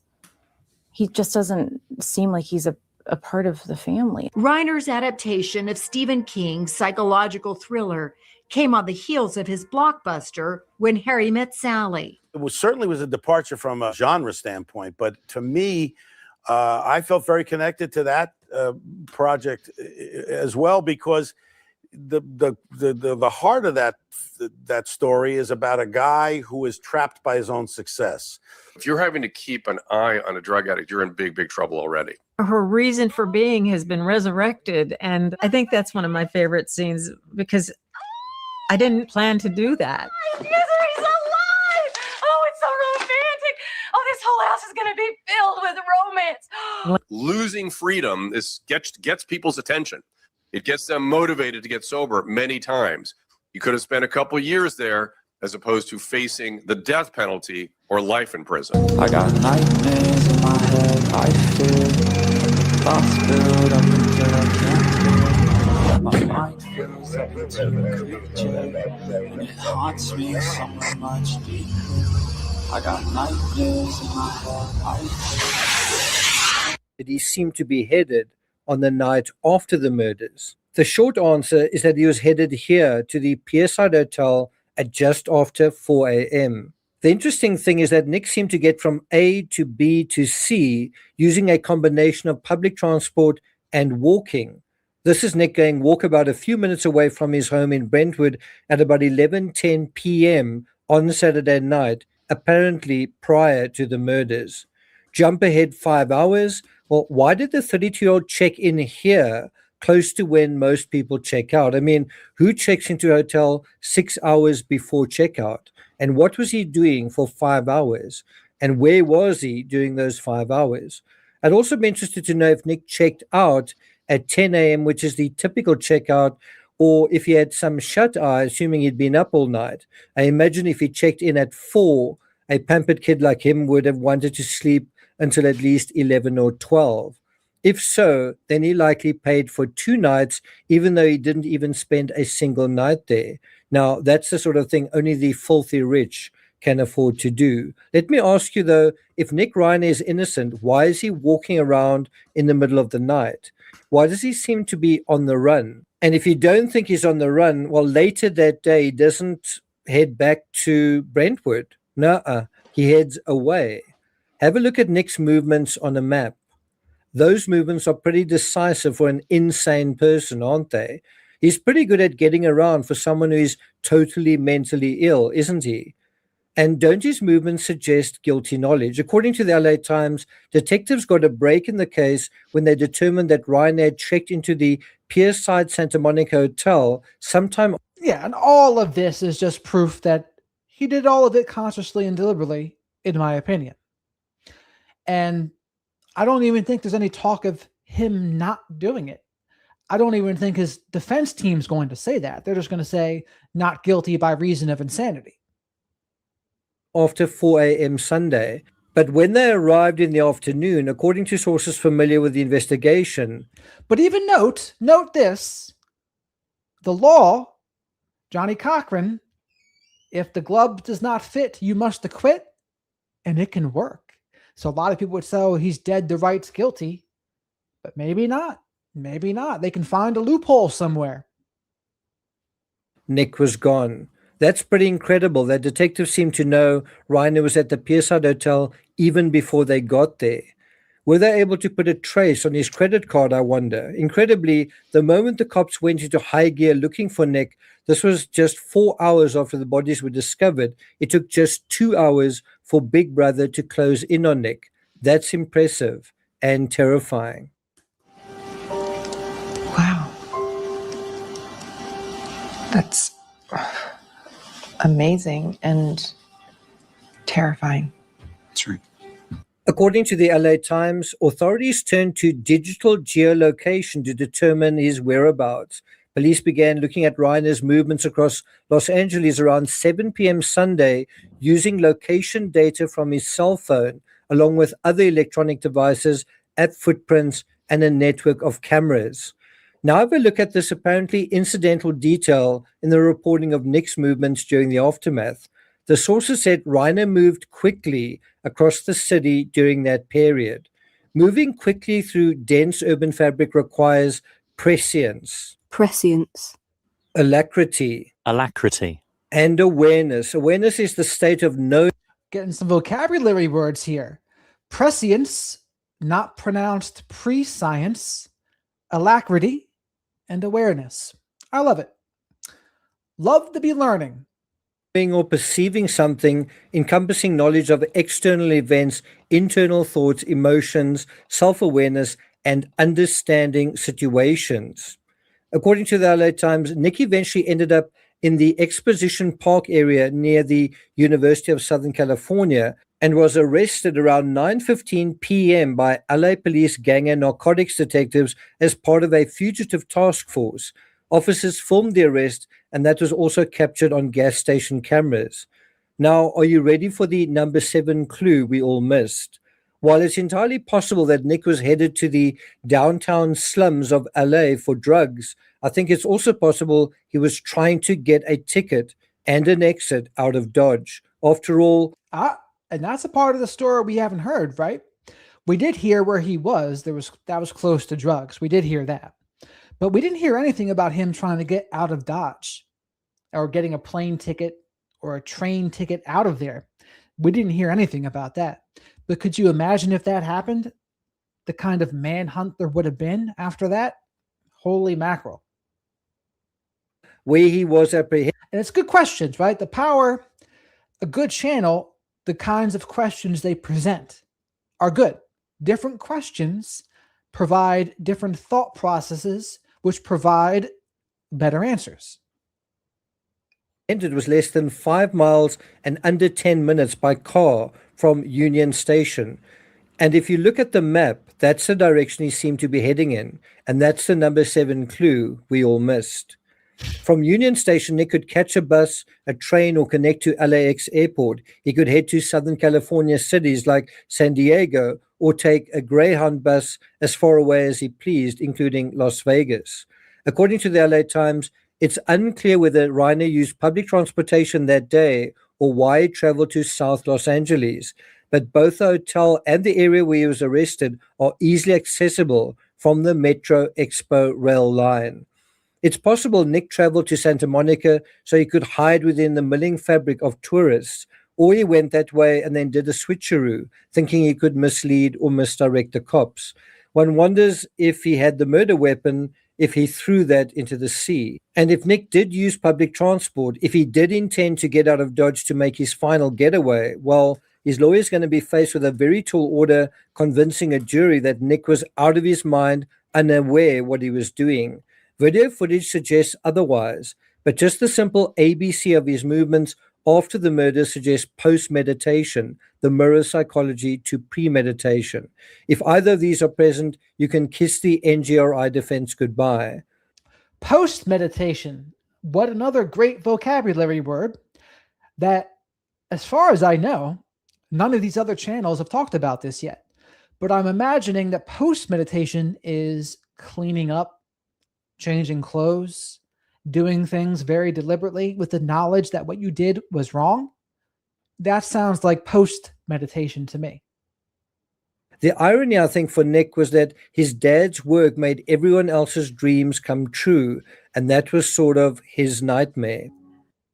I've always wanted to be an actress, and if it wasn't for Rob, I don't think I would have ever been able to make that dream come true in such a dramatic and incredible way. Do you see that in the process of giving others their happily ever after, Nick felt that his father perhaps wasn't giving him his? The success and happiness of others juxtaposed with Nick's perpetual failure to launch, to be someone, to be anyone, was his misery.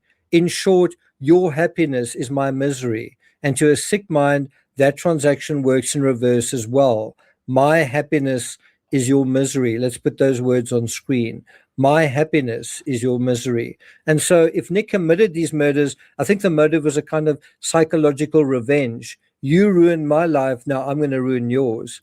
Of course, the reality is Nick ruined Nick's life. The way Nick saw things and his maladaptive way of responding to life, that is Nick's responsibility, or more accurately, Nick's ongoing inability to respond to his world, Nick's response inability. Does that make sense? When he met Michelle on that movie, the ending changed. And the last shot was going to be just the two of them walking in opposite directions. And I met Michelle during the making of the movie. And, we hit it off, and I thought, oh, I get it. I get what happened. I get how this works. And so we changed it. We changed the ending. Well, I'm not going to take it further than that, but look out for the number 8 clue we all missed following this episode. Thank you for listening, and I'll see you guys next time. So we did break down the crime lawyer reacts. We did do that a while ago, but we can do it again.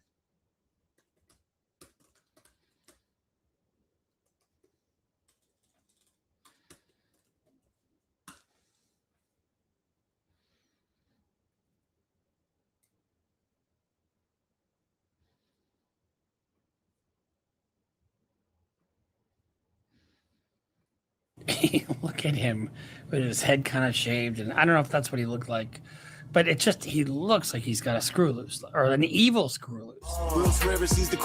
And I remember this because we went over what the things on his desk mean. The gun means pro First Amendment. The stop snitching means don't self-incriminate. And there's one more that I forget. Bruce Rivers, he's the criminal lawyer. Bruce Rivers, he's the criminal lawyer. And what he do? And it's gonna react to all the self-snitching. Hi, I'm Bruce Rivers. Welcome to another healthy. Yeah, so stop self-snitching, don't self-incriminate. Bing, bing. And then the gun. And is there one more?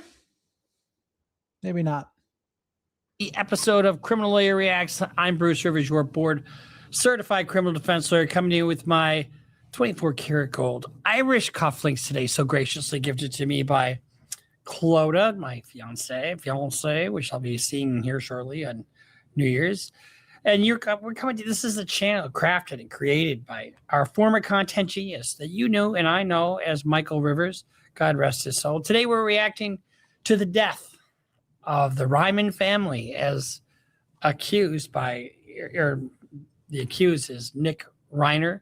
Rob Reiner's wife, as you know, were murdered at home. Before we get to that, this is brought to you by AskALawyer.com.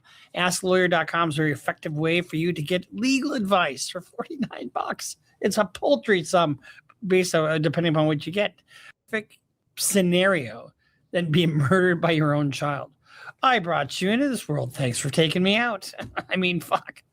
Honestly, it's just a sad, sad thing. And then you got Trump just, I don't even need to bring Trump up, but you've got Ted Cruz and a lot of these other Republicans saying good things about Rob Reiner. I mean, he hated Trump. So what? We don't sit there and badmouth people that were murdered and their families and try to add to that tragedy. This was 100% a tragedy. So let's just kind of start from the beginning and let's see where we go from there. Let's get the initial news reports. In Hollywood this morning, shock over the death of legendary movie director Rob Reiner and his wife, both found dead in their Los Angeles area home. Their son this morning in custody. Melissa Adon is in LA with more. Mourners laying flowers at the Hollywood Boulevard star of filmmaker Rob Reiner after the shocking news that he and his wife, Michelle Singer, a photographer, were found stabbed to death in their Los Angeles home Sunday afternoon. The Los Angeles Police Department is now conducting an investigation at this residence here on Chadbourne, and that investigation will continue over the coming days. According to ABC News sources, Reiner's son, 32-year-old Nick Reiner, is in police custody and booked on suspicion of murder. The son of comedy icon Carl Reiner, Rob Reiner, first rose to fame in the 70s, playing the son. Now, he was an outspoken critic of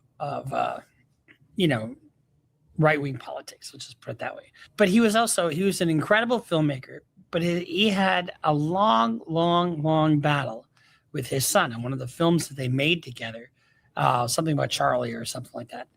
And part of it was semi-autobiographical. Struggle with drugs, struggle with mental illness. The son-in-law to Archie Bunker on the hit sitcom All in the Family. It looks like we lost a daughter, but we gained a meathead. We gained a meathead. I loved Rob Reiner later in life. I hated his fucking hair.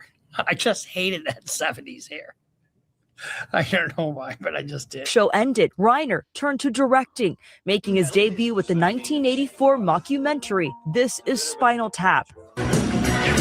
Appearing just this year on Jimmy Kimmel Live to promote the sequel in character as the film's director. I was just lucky enough to be the one chosen to document it. His other hit movies include The Princess Bride, Stand By Me, Misery, When Harry... Stand By Me, one of the best films of all time. I think I've seen that 3,000 times. Yeah, and Stephen King, when Rob Reiner gave him a private screening of it at his home, apparently Stephen King got really emotional about it and gave him a big hug. And Stephen King said he seemed like the kind of guy that wasn't used to getting a hug. And he had to Stephen King had to go compose himself because he said, nostalgia is a hell of a drug.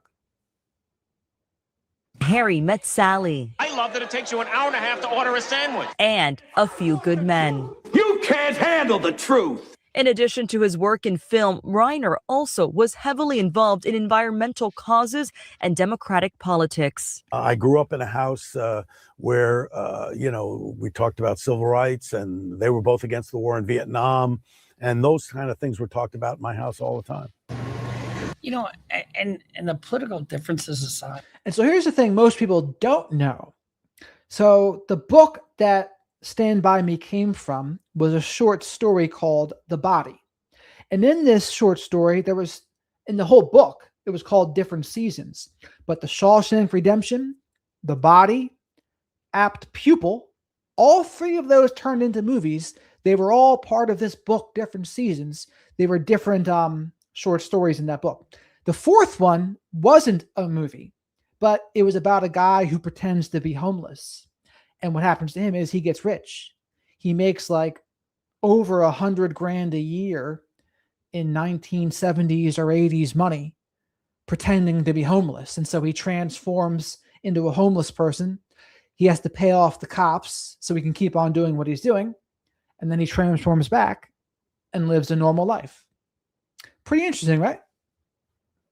But all four of those are in a book from Stephen King called Different Seasons. He was an American.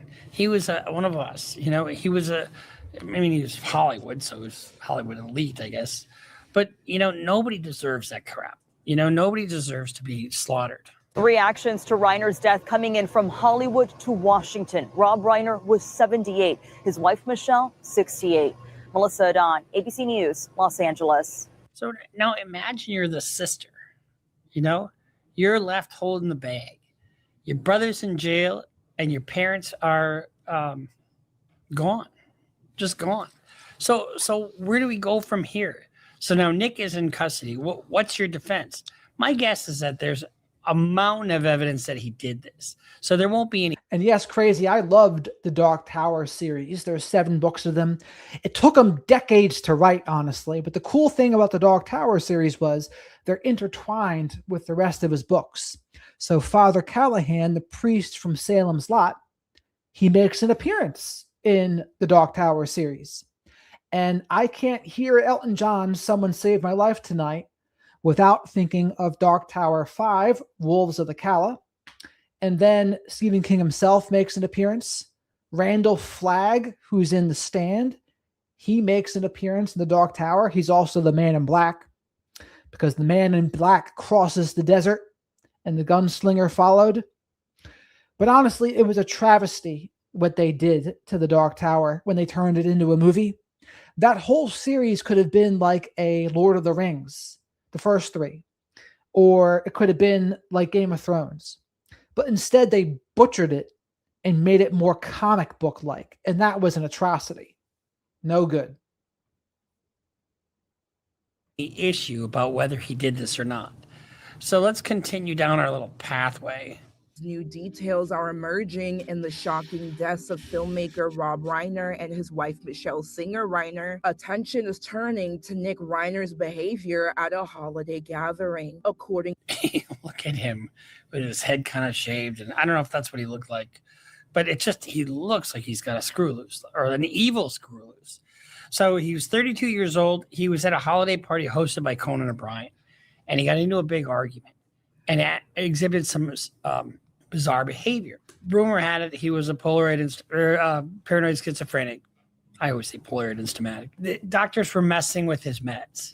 In other words, trying to figure out what works and what doesn't. That's going to play a big part in this. You just watch. to NBC News, 2 sources confirmed the couple's son had been disruptive at a holiday party hosted by Conan O'Brien on Saturday, December 13th, the night before his parents were found dead at their Los Angeles home. One source tells NBC News that Nick allegedly interrupted a discussion involving comedian Bill Hader. After Bill told him it was a private conversation, Nick reportedly stood still and stared before, quote, storming off. E! News has reached out to representatives for Bill Hader for comment. 32-year-old Nick was arrested the next day for suspicion of murder. And that Bill Hader incident, that reminds me of a narcissistic injury.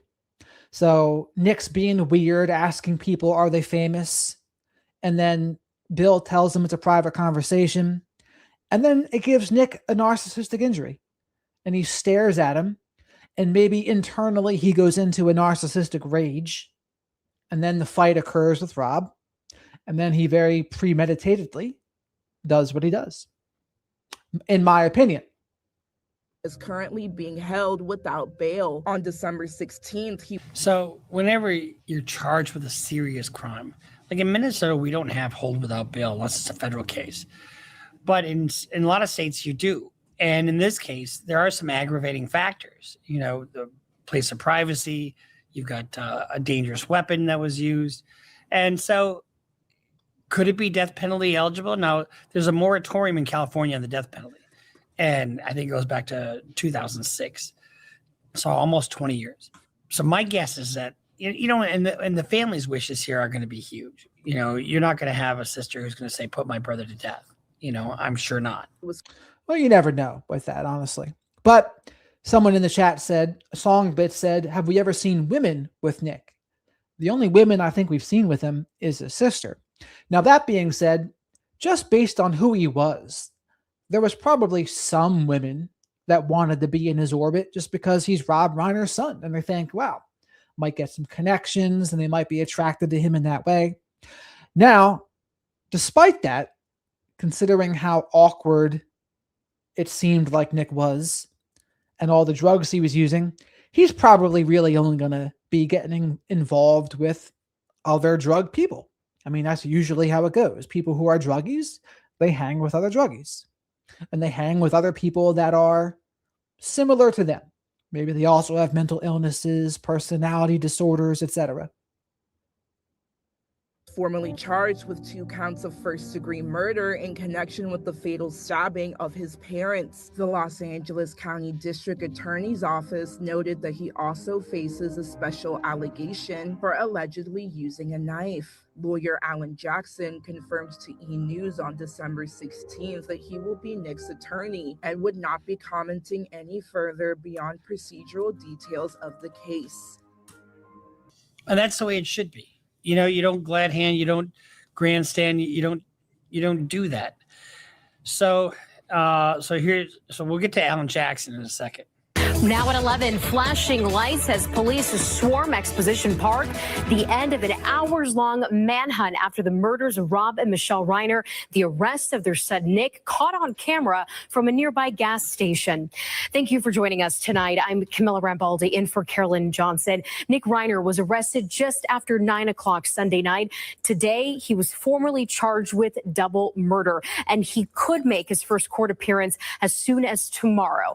Tonight, we have live team coverage, Darsha Phillips, with what happened in court today. But we'll start with Tracy Leong joining. And you just scratch your head. What could have caused this? My guess is you know, Alan Jackson's been hired by this state, in other words, and he's probably not going to be cheap, I'm sure. You remember who Alan Jackson is? So he represented Karen Reed, and fantastic lawyer. But what are your options in a case like this? Is there an issue of guilt?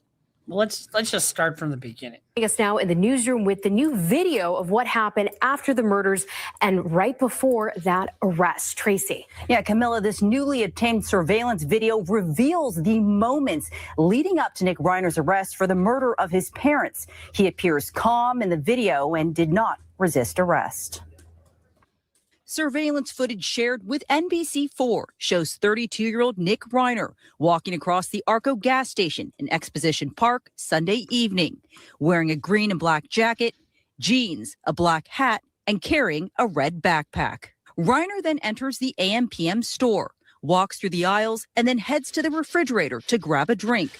The store owner confirming it was a Gatorade. Reiner. And think about this for a minute. The next time you're in a convenience store like that, you see a guy walking around, you think, oh, this person might have just murdered their parents. And that's, of course, not going to happen that often, but you never know. You never know out there who the people around you are and what they've done. Then waits in line to pay and exits, spending only about 2 minutes inside. You then see Reiner casually walk down Exposition Boulevard, crossing Vermont Avenue, and then turns left on Vermont, crossing the metro tracks. Reiner is then seen standing on the sidewalk along Exposition, right in front of a USC student housing building. In this next shot, you see the police drive by and then 10 seconds later, turn around. Within seconds, he's surrounded by multiple police cars. Reiner raises his hands and surrenders. Next, you see multiple officers approach Reiner and arrest him. So that's pretty standard stuff, right? But what isn't standard is a couple of things that happened after that. Usually within 36 hours, you're supposed to be in front of a judge. Well, he didn't get in front of a judge right away. Why didn't he get in front of a judge right away? Because his lawyer, Alan Jackson, said he wasn't medically fit for trial or for court. What does that mean? He's not medically fit. Did they beat the shit out of him? I doubt it. It's not that kind of a case. So when you look at what we're dealing with here, the very first part of what we're dealing with is competency. If somebody is not competent, they cannot be held accountable, in a criminal justice system. Does that mean they walk free? No, it doesn't. It means they're committed, and they stay in custody. So it's not like he's out walking around. Once you get over that hurdle, if competency can't be established, that he's not competent, then they stay the criminal proceedings until he's either restored to competency and then they just house him, at a hospital, typically. The fact that he's not at a hospital tells me competency is not going to be an issue. And what is competency? Well, it's being able to aid in your own defense. Some people have a situation where they are so, off the wall. I don't want to use the term crazy, but delusional, that they don't know right from wrong. They don't know what's going on with their, with their defense lawyer. Their defense lawyer has wings, just all this crazy stuff, right? And they can't effectively, help in their representation, in their defense, aid in your defense. So if you can't get over that hurdle, you're not competent, they can't proceed, they stay the criminal proceedings. And in homicides, so like in certain kinds of cases, like in misdemeanors, if you're not competent for a misdemeanor, they typically throw it out, which is odd, right? But that's what happens. And they'll only do that because it's a misdemeanor. But anything serious, they're not going to be able to do that. So, of course, when someone's died, they're not going to do that. If you aren't found competent in certain felonies, lower level felonies, they wait usually it's about 3 years, and try to get you. If you're not restored to competency in that time, then they toss it out, but you're still committed. On homicides, there's no limit. So I've got one right now that we're going on 5 years. My client's been in custody in a hospital lockdown facility. He ran somebody over thinking he heard voices. So once you get the competency piece figured out and they're restored to competency or it was never an issue, then you got to determine, what the other piece of it is. Is there a mental health defense here? Did he not know right from wrong? Did he not know what he was doing? And that's really the kind of the test. If he thought his parents were part of an evil cult and that was the only way that he could ensure his survival is by murdering them, that's not knowing right from wrong. Jared, the prosecutor, says, no, that's not what happened. It was not one of the 3 versions of schizophrenic violence that would maybe include a psychotic break from schizophrenia and not knowing right from wrong anymore. No. In this case, the prosecutor, Jared, says there was premeditation and post-meditation. And if you look at his history, there was problems with his behavior for many years, character disordered, personality disordered. He had impaired empathy. He had entitlement. He was arrogant. He had some grandiosity and perhaps some vulnerable narcissism, maybe some antisocial personality disorder traits, and possibly undiagnosed autism. And if you have those things, you use crack, meth, coke, heroin, whatever else you use on top of it, unfortunately, you've done that to yourself now, if that's what you're doing. And doing those drugs is not an excuse for doing what he did. And it's not an excuse in the eyes of the law. So that's what Prosecutor Jared says. Because it wasn't true, right? Let's dive into this just a little bit deeper. Where was he when what was he doing up until this point? and right afterwards. If you go to confess to a priest, well, you clearly know what you did was wrong, right? That's an extreme example. But if you put curtains up, bed sheets up over the windows of your hotel room, if you're, what does all this mean? His defense is certainly psychological, it's psych defense. And what about drug-induced psychosis? If it's his own recreational drug use, like voluntary, not a defense. But and that's an important point to go over too, because that's where, like, can you give yourself schizophrenia from using drugs? Now, and that's a debatable topic. Dr. Drew mentioned it as well, but I think you can definitely give yourself schizophrenia-like symptoms, but can you drug yourself being into diagnosed schizophrenia? That is debatable, right? But if you go like into a crazy state because of drugs, that is not enough to get not guilty by reason of insanity. And even if he was schizophrenic and he's known that for years, it is still extremely irresponsible to be using the kinds of drugs that he is when he knows he's schizophrenic, if he did indeed know he was a schizophrenic and he was indeed schizophrenic, right? There's just, every way you look at this, I don't see where he comes out with a yes, not guilty by reason of insanity. Now, maybe they'll talk about some meds. I heard someone mention Abilify, but I didn't see that confirmed. They did mention Wellbutrin, but Wellbutrin is not. Nick Reiner himself mentioned Wellbutrin. Wellbutrin is not an antipsychotic. Wellbutrin is an NDRI, norepinephrine dopamine reuptake inhibitor. They usually give that for people to quit smoking or maybe weight loss, etc. They do not give that to people for schizophrenia on its own, or people that have another kind of issue like that. No. He is getting care from a doctor, and the meds that the doctor are giving him are causing him to act like this. That's a completely different kettle of fish. And who knows why he had the bed sheets over the windows.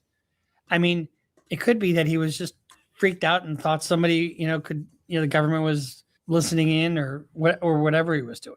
So the weeks leading up to this homicide, he was diagnosed with schizophrenia, and the doctors were playing with his meds, and that's what they fucking do. That's just a normal thing that they do. Doctors try this, a little bit of this, a little bit of that, and because it doesn't always work with everybody in the same way. I dealt with that with Michael, like nobody's business. So in addition to that, he was described as having erratic behavior leading up to this. And, when you're dealing with schizophrenia, I had a client once who was going to kidnap a very famous lawyer's daughter here in town. And she put an ad for 10 bodyguards. And this guy shows up and she said, this is my plan. And I want to get out of the country because people are after me. And she didn't have one foot in the reality pool, And so he goes to the cops and tells them what's going on. So they get her, and we wound up having a trial. And this gal was pretty. She was smart.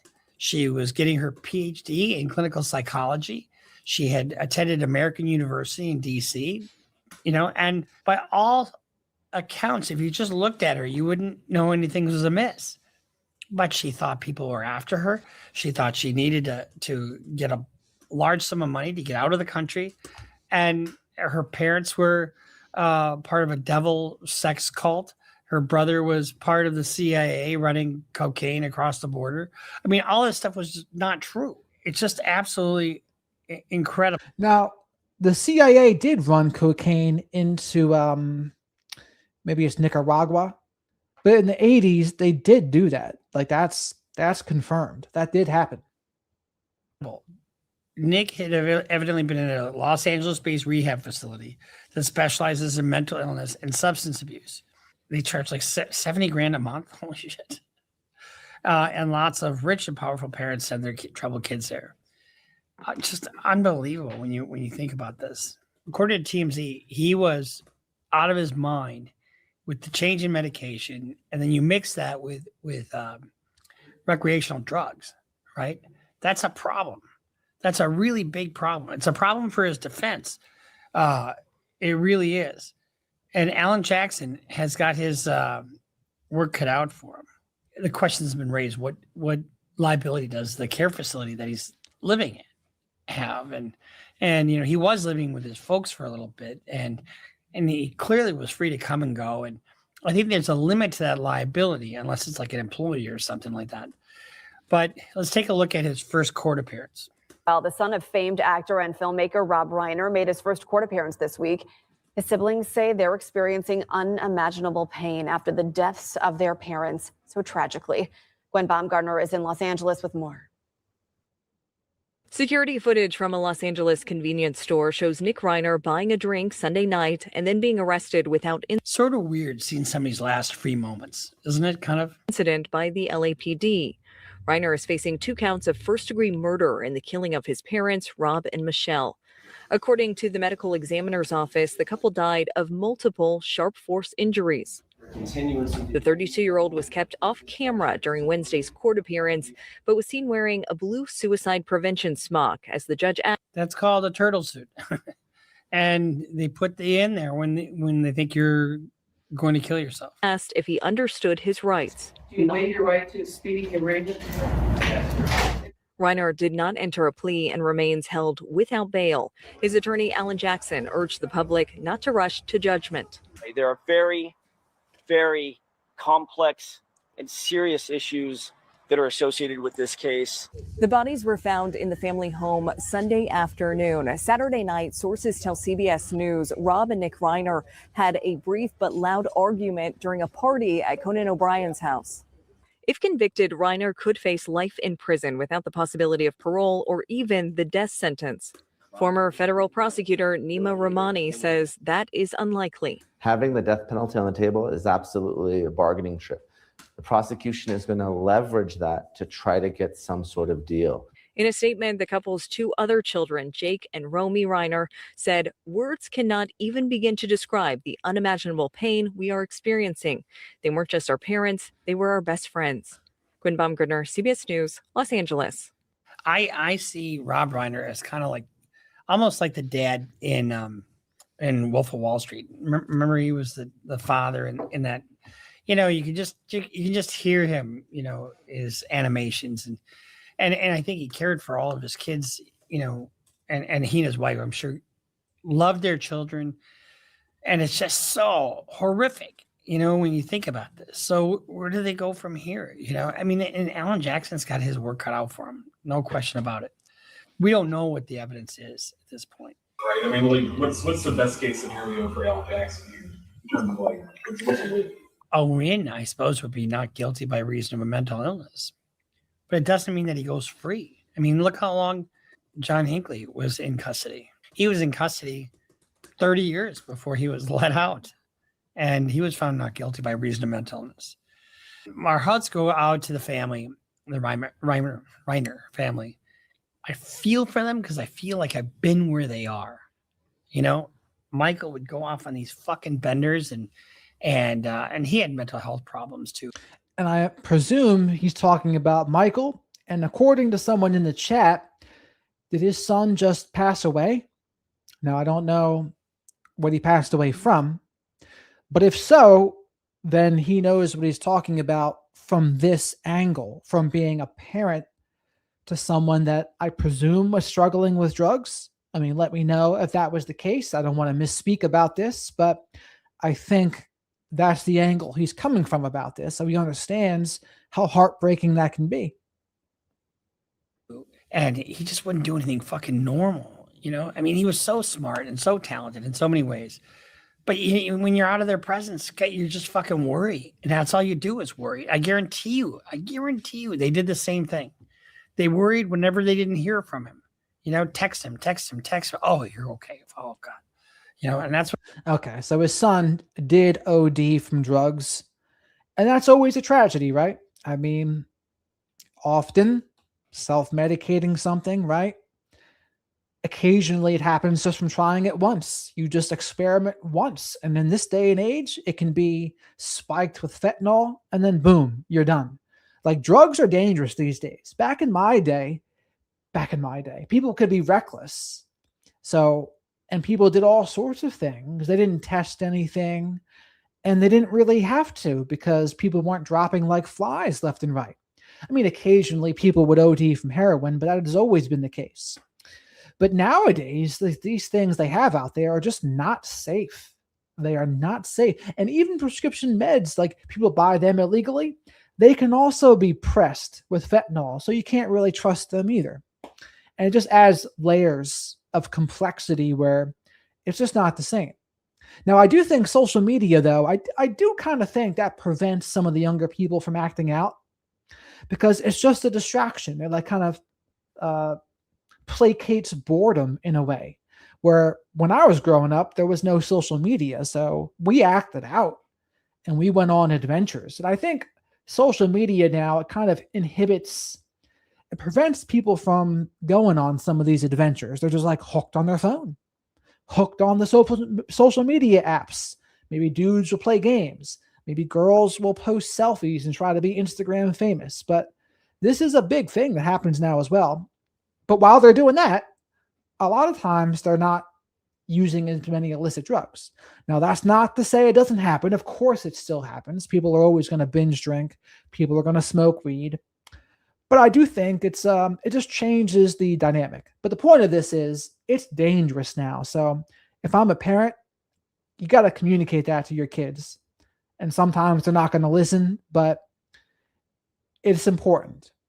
And say like, hey, I get you might want to experiment and do things, but just understand in this day and age, anything can be pressed or spiked with fentanyl, laced with fentanyl, and you can die just from doing it one time. So I would make sure the kids are aware of that. What I would do with Michael, the day he died, I didn't hear from him, and there were other times where I didn't hear from him and I would be so fucking worried. It's really tough when you raise a child that has mental illness and chemical health problems. You don't give up on him, though. You just don't give up on him. So what's the next stage? The next stage is get him a psychological evaluation. I guarantee you that's going to be the next phase. They've got all kinds of resources. In the state, let's say there's a finding of incompetency. The government can challenge that. Or if there's a finding of competency, the defense can challenge that. We'll keep an eye on this and keep you updated on the facts and figures and everything else related to Nick Reiner. Oh, my heart goes out to that family. I just think. And this guy gets it because someone in the chat just said his wife OD'd as well. So he had a wife that OD'd and his son OD'd. That's a lot of heartache. That kind of reminds me of what happened to Teddy Roosevelt under different circumstances, but Teddy Roosevelt lost his wife and his mother on the same day. And in his journal, in his diary that day when they both died, he said, "The light in my life has went out." About, the last time I touched Michael's leg, if only I did this, if only I did that. I'm sure the whole family is thinking that shit, If only we would have just done this at Conan's party and took him aside, brought him back to the doctors, or if only, no, there's none of that shit.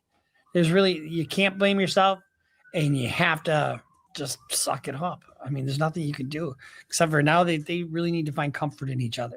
So we'll see you next time here on Criminal Lawyer Reacts. I'm Bruce Rivers, your board certified criminal defense lawyer. Now here's the deal. After the first of the year, our very first podcast is going to be the interview of Dr. Lindsay Thomas. She is one of the medical examiners or forensic pathologists on the George Floyd trial. So, and we're going to talk what's it like as a little girl when you wanted to be with dead bodies. Interesting. That's something interesting to go over. So now we'll see what people think about this case here.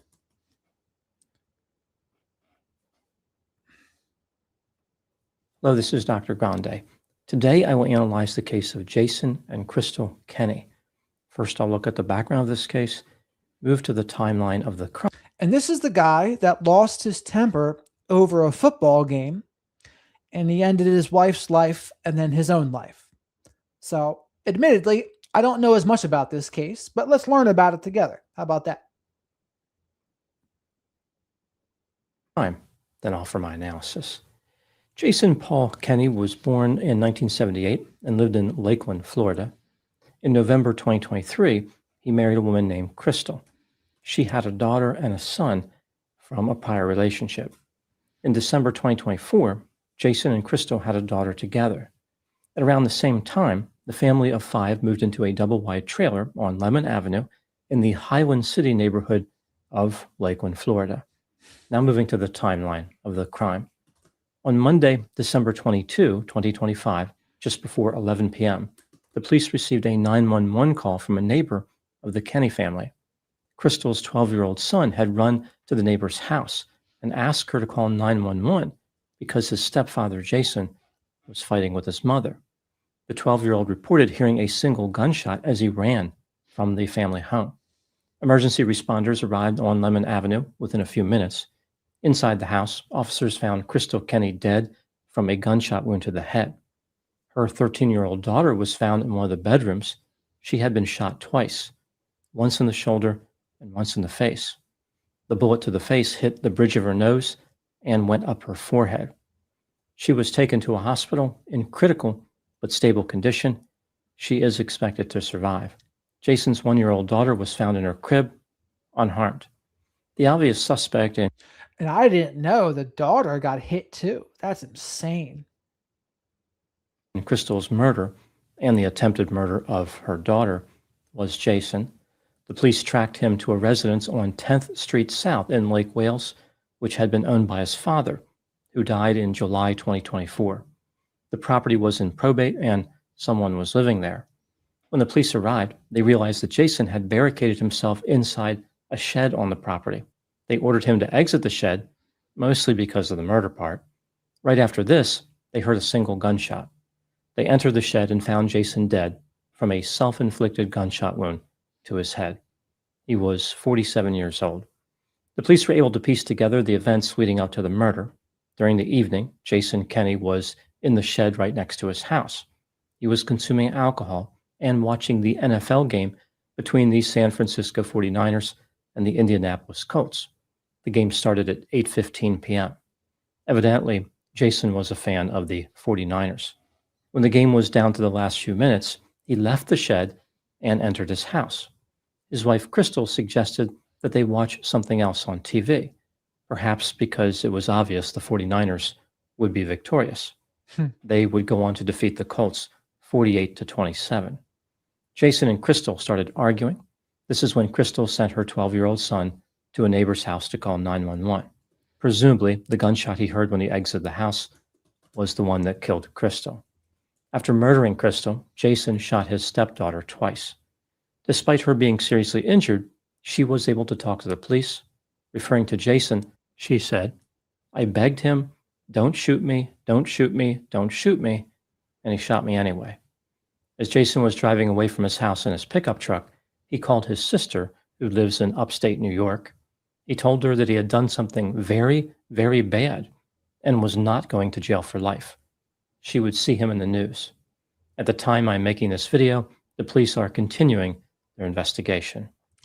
What a wild phone call to get from your brother. Hey, by the way, I've done something really bad. You're going to hear about me on the news, and I'm not going to go to jail for life. But I mean, like, it makes you wonder what the hell is going on in someone's mind. Like, even if you're drinking, like, to pull out your gun and to do that. And what's the trigger here? Maybe he's going to go over that, but like, this doesn't make sense. Doesn't make sense. Seems a very disproportionate response. Now moving to my analysis. Here are my thoughts on a few areas that stood out to me in this case. Item number 1. There is no doubt about who was responsible for the shooting. It was Jason Kenney. He murdered his wife, Crystal, and intended to murder his 13-year-old stepdaughter. The mystery in this case is not about guilt. Item number 2. Earlier on the day of the shooting, Jason appeared to be in a good mood. At 4:22 p.m., about 6.5 hours before the shooting, he posted a meme showing elderly people dancing with the caption, "Mood knowing the 49ers play tonight."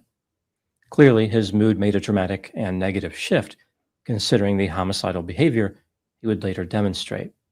Item number 3. One family member said that Jason had been beating Crystal for quite some time, but the police indicated there had never been any calls for service to the Kennedy family residence, and Jason had no criminal record. So this is what I normally talk about on the channel. I didn't hear about this part of the story either, but here's something for the ladies out there. Anyone who's been strangled, that like exponentially increases the likelihood someone gets murdered by their partner. So be very careful with strangulation. And overall, if anyone's getting beaten in their relationship, that is not a relationship to stick around in. Now, I totally get trauma bonds are a thing. A trauma bond is an attachment you have to someone that is mistreating you and abusing you. But you got to try, because, and to me, what helps you when you practice radical self-respect, to me, radical self-respect is the guardrail that protects us from situations like this, where you might not want to, you might feel like you still love this person, but if you take a step back and realize, wow, I can't practice radical self-respect and stay in this situation because they just don't compute. You can't stay in a relationship where someone's abusing you physically, emotionally, and respect yourself at the same time. They contradict each other. So again, I'm not saying it's easy to leave, and it's also very dangerous to leave too. So it's important to make a plan, maybe notify friends, family, maybe even law enforcement to get out of there safely. And also have an escape bag, because sometimes you might have to leave in a minute's notice in case something like this happens. So any medicines or any things you might need, have that bag ready to go as well. It is surprising to see a man go from no criminal history directly to murder and attempted murder. Many men who ultimately commit murder engage in a series of antisocial behaviors beforehand, usually over the course of several years. This often results in a criminal record. Based on a handwritten note the police found inside the house, it appears as though Crystal had some concerns about Jason's behavior. The note, which was from Crystal to Jason, read, quote, "You're drinking, you're using cocaine again. This is not the way the family should be. You need God," unquote. The note was undated. The police do not know when it was written. However, it was found open and in plain view. This is consistent with it being recent. One thing I found interesting about the note is the use of the word again, which suggests Jason had used cocaine in the past. Using cocaine even once is a crime. Jason did not have a criminal record, but he very easily could have, based on his alleged behavior. Item number 4, a religious theme emerged in the relationship between Jason and Crystal. The note that Crystal left for Jason contained a reference to God. She suggested that Jason needed God to overcome his alcohol and cocaine problem. And on the day of the murder, Jason responded on social media to a video of a pastor featuring the caption, "Satan wants your wife. I always tell men if they don't lead their family, Satan will." As it turns out, Crystal did not need to worry about Satan as much as her own husband. Jason was Satan in the end. Item number 5, what do I think happened in this case? This is just a theory, my opinion. The motive for the murder and attempted murder is a bit of a mystery.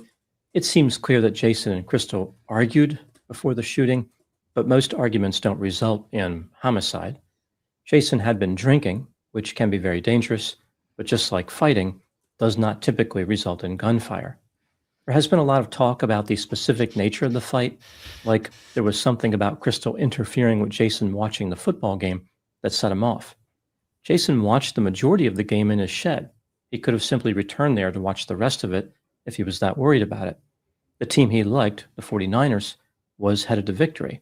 Jason should have been in a good mood. Another bizarre element of the shooting is how Jason attempted to kill his 13-year-old stepdaughter. There have been many cases where a husband loses control and shoots his wife. Look at this. Even the matching pajamas on Christmas Eve or Christmas morning. So just because you see him in matching Christmas pajamas does not mean that things are happy behind closed doors. And from this picture, does it look like anything's going wrong? Not really. Looks like a fairly happy family with a nice Christmas tree and a nice house. But it goes to show you, you don't know what's going on behind closed doors. Narcissists and other abusers, they'll wear a mask in public. And again, it doesn't mean they're turning the narcissism on and on. It just means that they know how to wear a mask and they want different things from different people. But behind closed doors, especially when drugs and alcohol are at play, the mask comes off. And I made a video about that not long ago. You'll see a narcissist mask slip when they have drinks and then add cocaine. Drunk plus cocaine, as Eric Clapton said, she don't lie, she don't lie, she don't lie, cocaine. That's why they say that. So watch out for that. If they turn into a nasty, cruel person, don't ignore that. In other words, don't let the appearances and image fool you. Maybe Jason let his impulsivity get the best of him in the heat of the moment. Alcohol use could have made that impulsivity even worse. If this was the case, it still does not explain why Jason would target his stepdaughter. Jason's actions lead me to believe that there was some other type of animosity he was harboring. After he shot Crystal, perhaps he thought to himself that he might as well settle every score and wipe out everyone he was angry with. I find it curious that Jason did not target his own daughter. Again, she was found unharmed in a crib. Maybe Jason wanted to hurt Crystal even beyond killing her, so he targeted her daughter to maximize the damage. Now moving to my final item, number 6. This case has generated a lot of attention in part due to the timing. The murder and attempted murder occurred 3 days before Christmas. Many people are shocked that anyone would commit murder in the Christmas season, believing the joy associated with the holiday should grant a protective effect. Family-centric holidays like Christmas have an interesting impact on homicidal risk. Certain types of homicides are less likely, like those occurring in the public space. A good example is the decrease in gang-related murders. Even gang members celebrate Christmas, so they spend time at home instead of looking for trouble on the street. Now, if you've ever seen The Wire, they got the Sunday truce in The Wire. The Sunday truce has been along as the game's been around. So even the people on the streets can sometimes have a code. Or as Omar from The Wire would say, a man's got to have a code. The risk for other types of homicides, like those involving intimate partner violence or family annihilator scenarios, increases at Christmas. There are several reasons for this. Families spend a lot of uninterrupted time together in close quarters.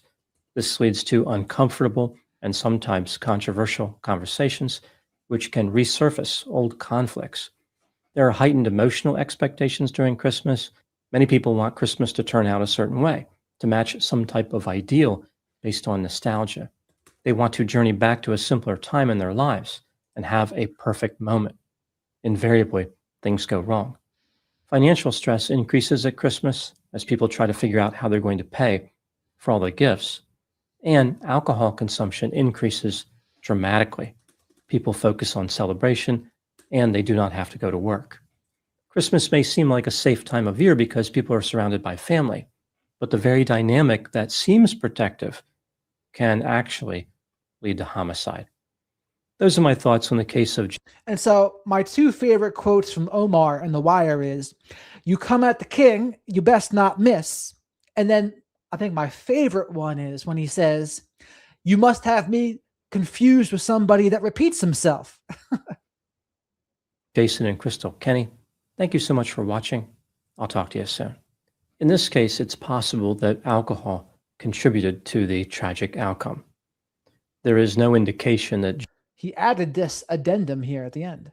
Jason intended to kill his wife and his stepdaughter well in advance. Like this wasn't something he was working on for days. This is the decision that he made in the heat of the moment. Alcohol may have played a major part in that decision because it increased his impulsivity. It allowed his feelings to run the show. He did not have the same ability that he normally would have had to control himself. I find it interesting that people introduce alcohol and other substances into their lives without trying to balance the risk in some other way. In this case, we see the use of alcohol paired with the possession of a firearm. The risk simply isn't worth it. The alcohol creates a danger. Removing firearms from the house would help mitigate that danger. The risk could be reduced by taking precautions. Instead, he consumed alcohol and had a gun in his house somewhere. It was obviously not too difficult to access considering he used it on short notice. In many cases like this, other people who are around the person who eventually commits homicide know that this individual is consuming alcohol or using other substances and has access to one or more firearms. Yet, we rarely see situations where they say that the guns have to be removed or else they're not going to stay in the house. Like they can't stop the person from drinking, but they may be able to restrict access to firearms. That rarely occurs to people. The firearms allow the impulsivity to be a lot more dangerous. So taking them out of the equation would greatly reduce the risk. Again, people don't tend to think of that. They focus on the alcohol and how dangerous that is. They recognize that that's not going anywhere good, but they fail to take preventive measures. They think that the person may be hazardous, but for some reason, they would never reach for a gun. This case illustrates the dangers of that way of thinking. Even if somebody doesn't want to leave a partner because the partner is addicted to substances, they could put their foot down and say, we're not going to have firearms in the house if the drinking continues. There has to be some effort to mitigate the risk. Hello, this is Dr. Grande. Today, I will analyze the case of Jason and... No, we had enough of that. So I will say, if someone's abusing drugs and alcohol, probably not the safest to have firearms in the house. But again, people don't want to give up their firearms either. So a lot of them would say, you'll take it from my cold, dead hands. And in this case, literally, they will take it from his cold, dead hands. But yeah, it's just not. And so many people, even former cops, there was a case by me where a guy and his friend were cops and they were drinking and they were messing around with guns. And the guy pointed the gun at somebody, his buddy, and the gun went off by accident, shot him in the cheek, dead. So it's just stupid. You got to have good gun safety if you're going to be having guns around. Guns and alcohol do not mix, so don't be a dope. That's Prosecutor Jared's thoughts. Don't be a dope. But some people can't help themselves. Someone can hide it from the drinker. Of course they can. Well, no, yeah. I mean, they should probably in that case, right? If you see your person's drunk, drunk people are not known for making good decisions. Not in any way. So it's you got to protect yourself. Got to protect yourself and others in that case. And I'll tell you what, when I used to do political polling in Pennsylvania, I'll never forget this. It was scary. There was a dude drinking some freaking Bumble beer. The hell was it? It was like a Milwaukee's Beast. And he was like a Pennsylvania cowboy. He was he was basically drunk and he had a gun in his waistband. I'm like, I don't trust this bastard as far as I can throw him. It's this person's not the person you want to see walking up to you with a gun in his freaking waistband with a beer in his hand. It's this is just asking for trouble here. But I got out of there safely. But of course, there are some people like that. They like brandishing their firearm while drinking. Not safe. Yes, firearms and bullets are in different areas here. However, our laws would be seen as too strict. Our Constitution is different, but it does not stop us from using knives here. Are you in England, Anne? Pennsylvania has some wannabe, some maybe white trash cowboys, we'll call them. Not a good type of cowboy, we'll say. Dangerous type of cowboy. Pennsylvania is an interesting state because you got a little bit of everybody in Pennsylvania. That's why there's a lot of political polling in Pennsylvania that I've done. Holiday season's very lonely and depressing period for some people. Absolutely. And granted, when you add cocaine to the mix, now you're adding ups and downs and mood swings, depressions, rage. Not good. Oh, Canada. Interesting. The old Pennsylvania Dutch, the old Amish. Scranton Wilkes-Barre. I know the place. It's probably like a couple hours from where I am now. Hunting rifle. It's not a bad area. I mean, Pennsylvania is a nice area. New Jersey is a nice area. It's just an expensive area. Like, you need a lot of money to live around here. I like Canada. I've been to Toronto. I would not like Toronto in the winter, but spring through summer into early fall, not bad. Not bad at all. All right, everybody. Let me think if I have any announcements for you all. Dr. Z, I'm in the middle of setting something up to get her back on the show. Mike King and I, we are in discussions to get him on the show. Man Talks is a YouTube channel. He talks a lot about men's issues and dating stuff. He's going to be coming on the show. We do have a specific date for that. Get Dr. Salerno back on the show once I finish reading his book, Cruelty by Nature.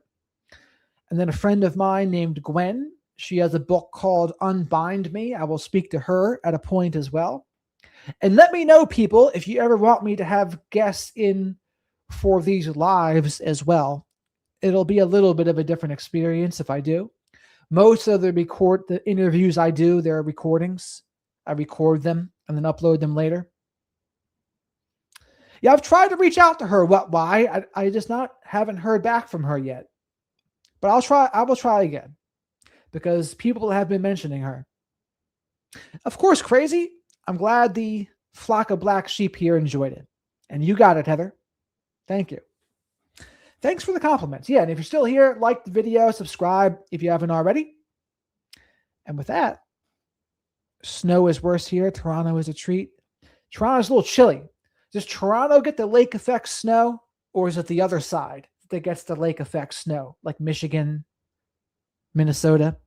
Thank you, Songbits. Make sure you comment on this video once it's posted, and I'll be able to make you a mod that way. You got it, Tennessee. Thank you, Kelly. Thank you, everyone in the chat. Ellie, Jonna, Tony, you're all the best. And I'll probably be back again tomorrow night. And thanks to Jimmy here for modding as well. I mean, and we've had a pretty well-behaved chat for the very most part here. Thank you, Eval Drake. And thank you, What Why. Yep. Give Always Sunny his props as well. All right, guys. Have a good night.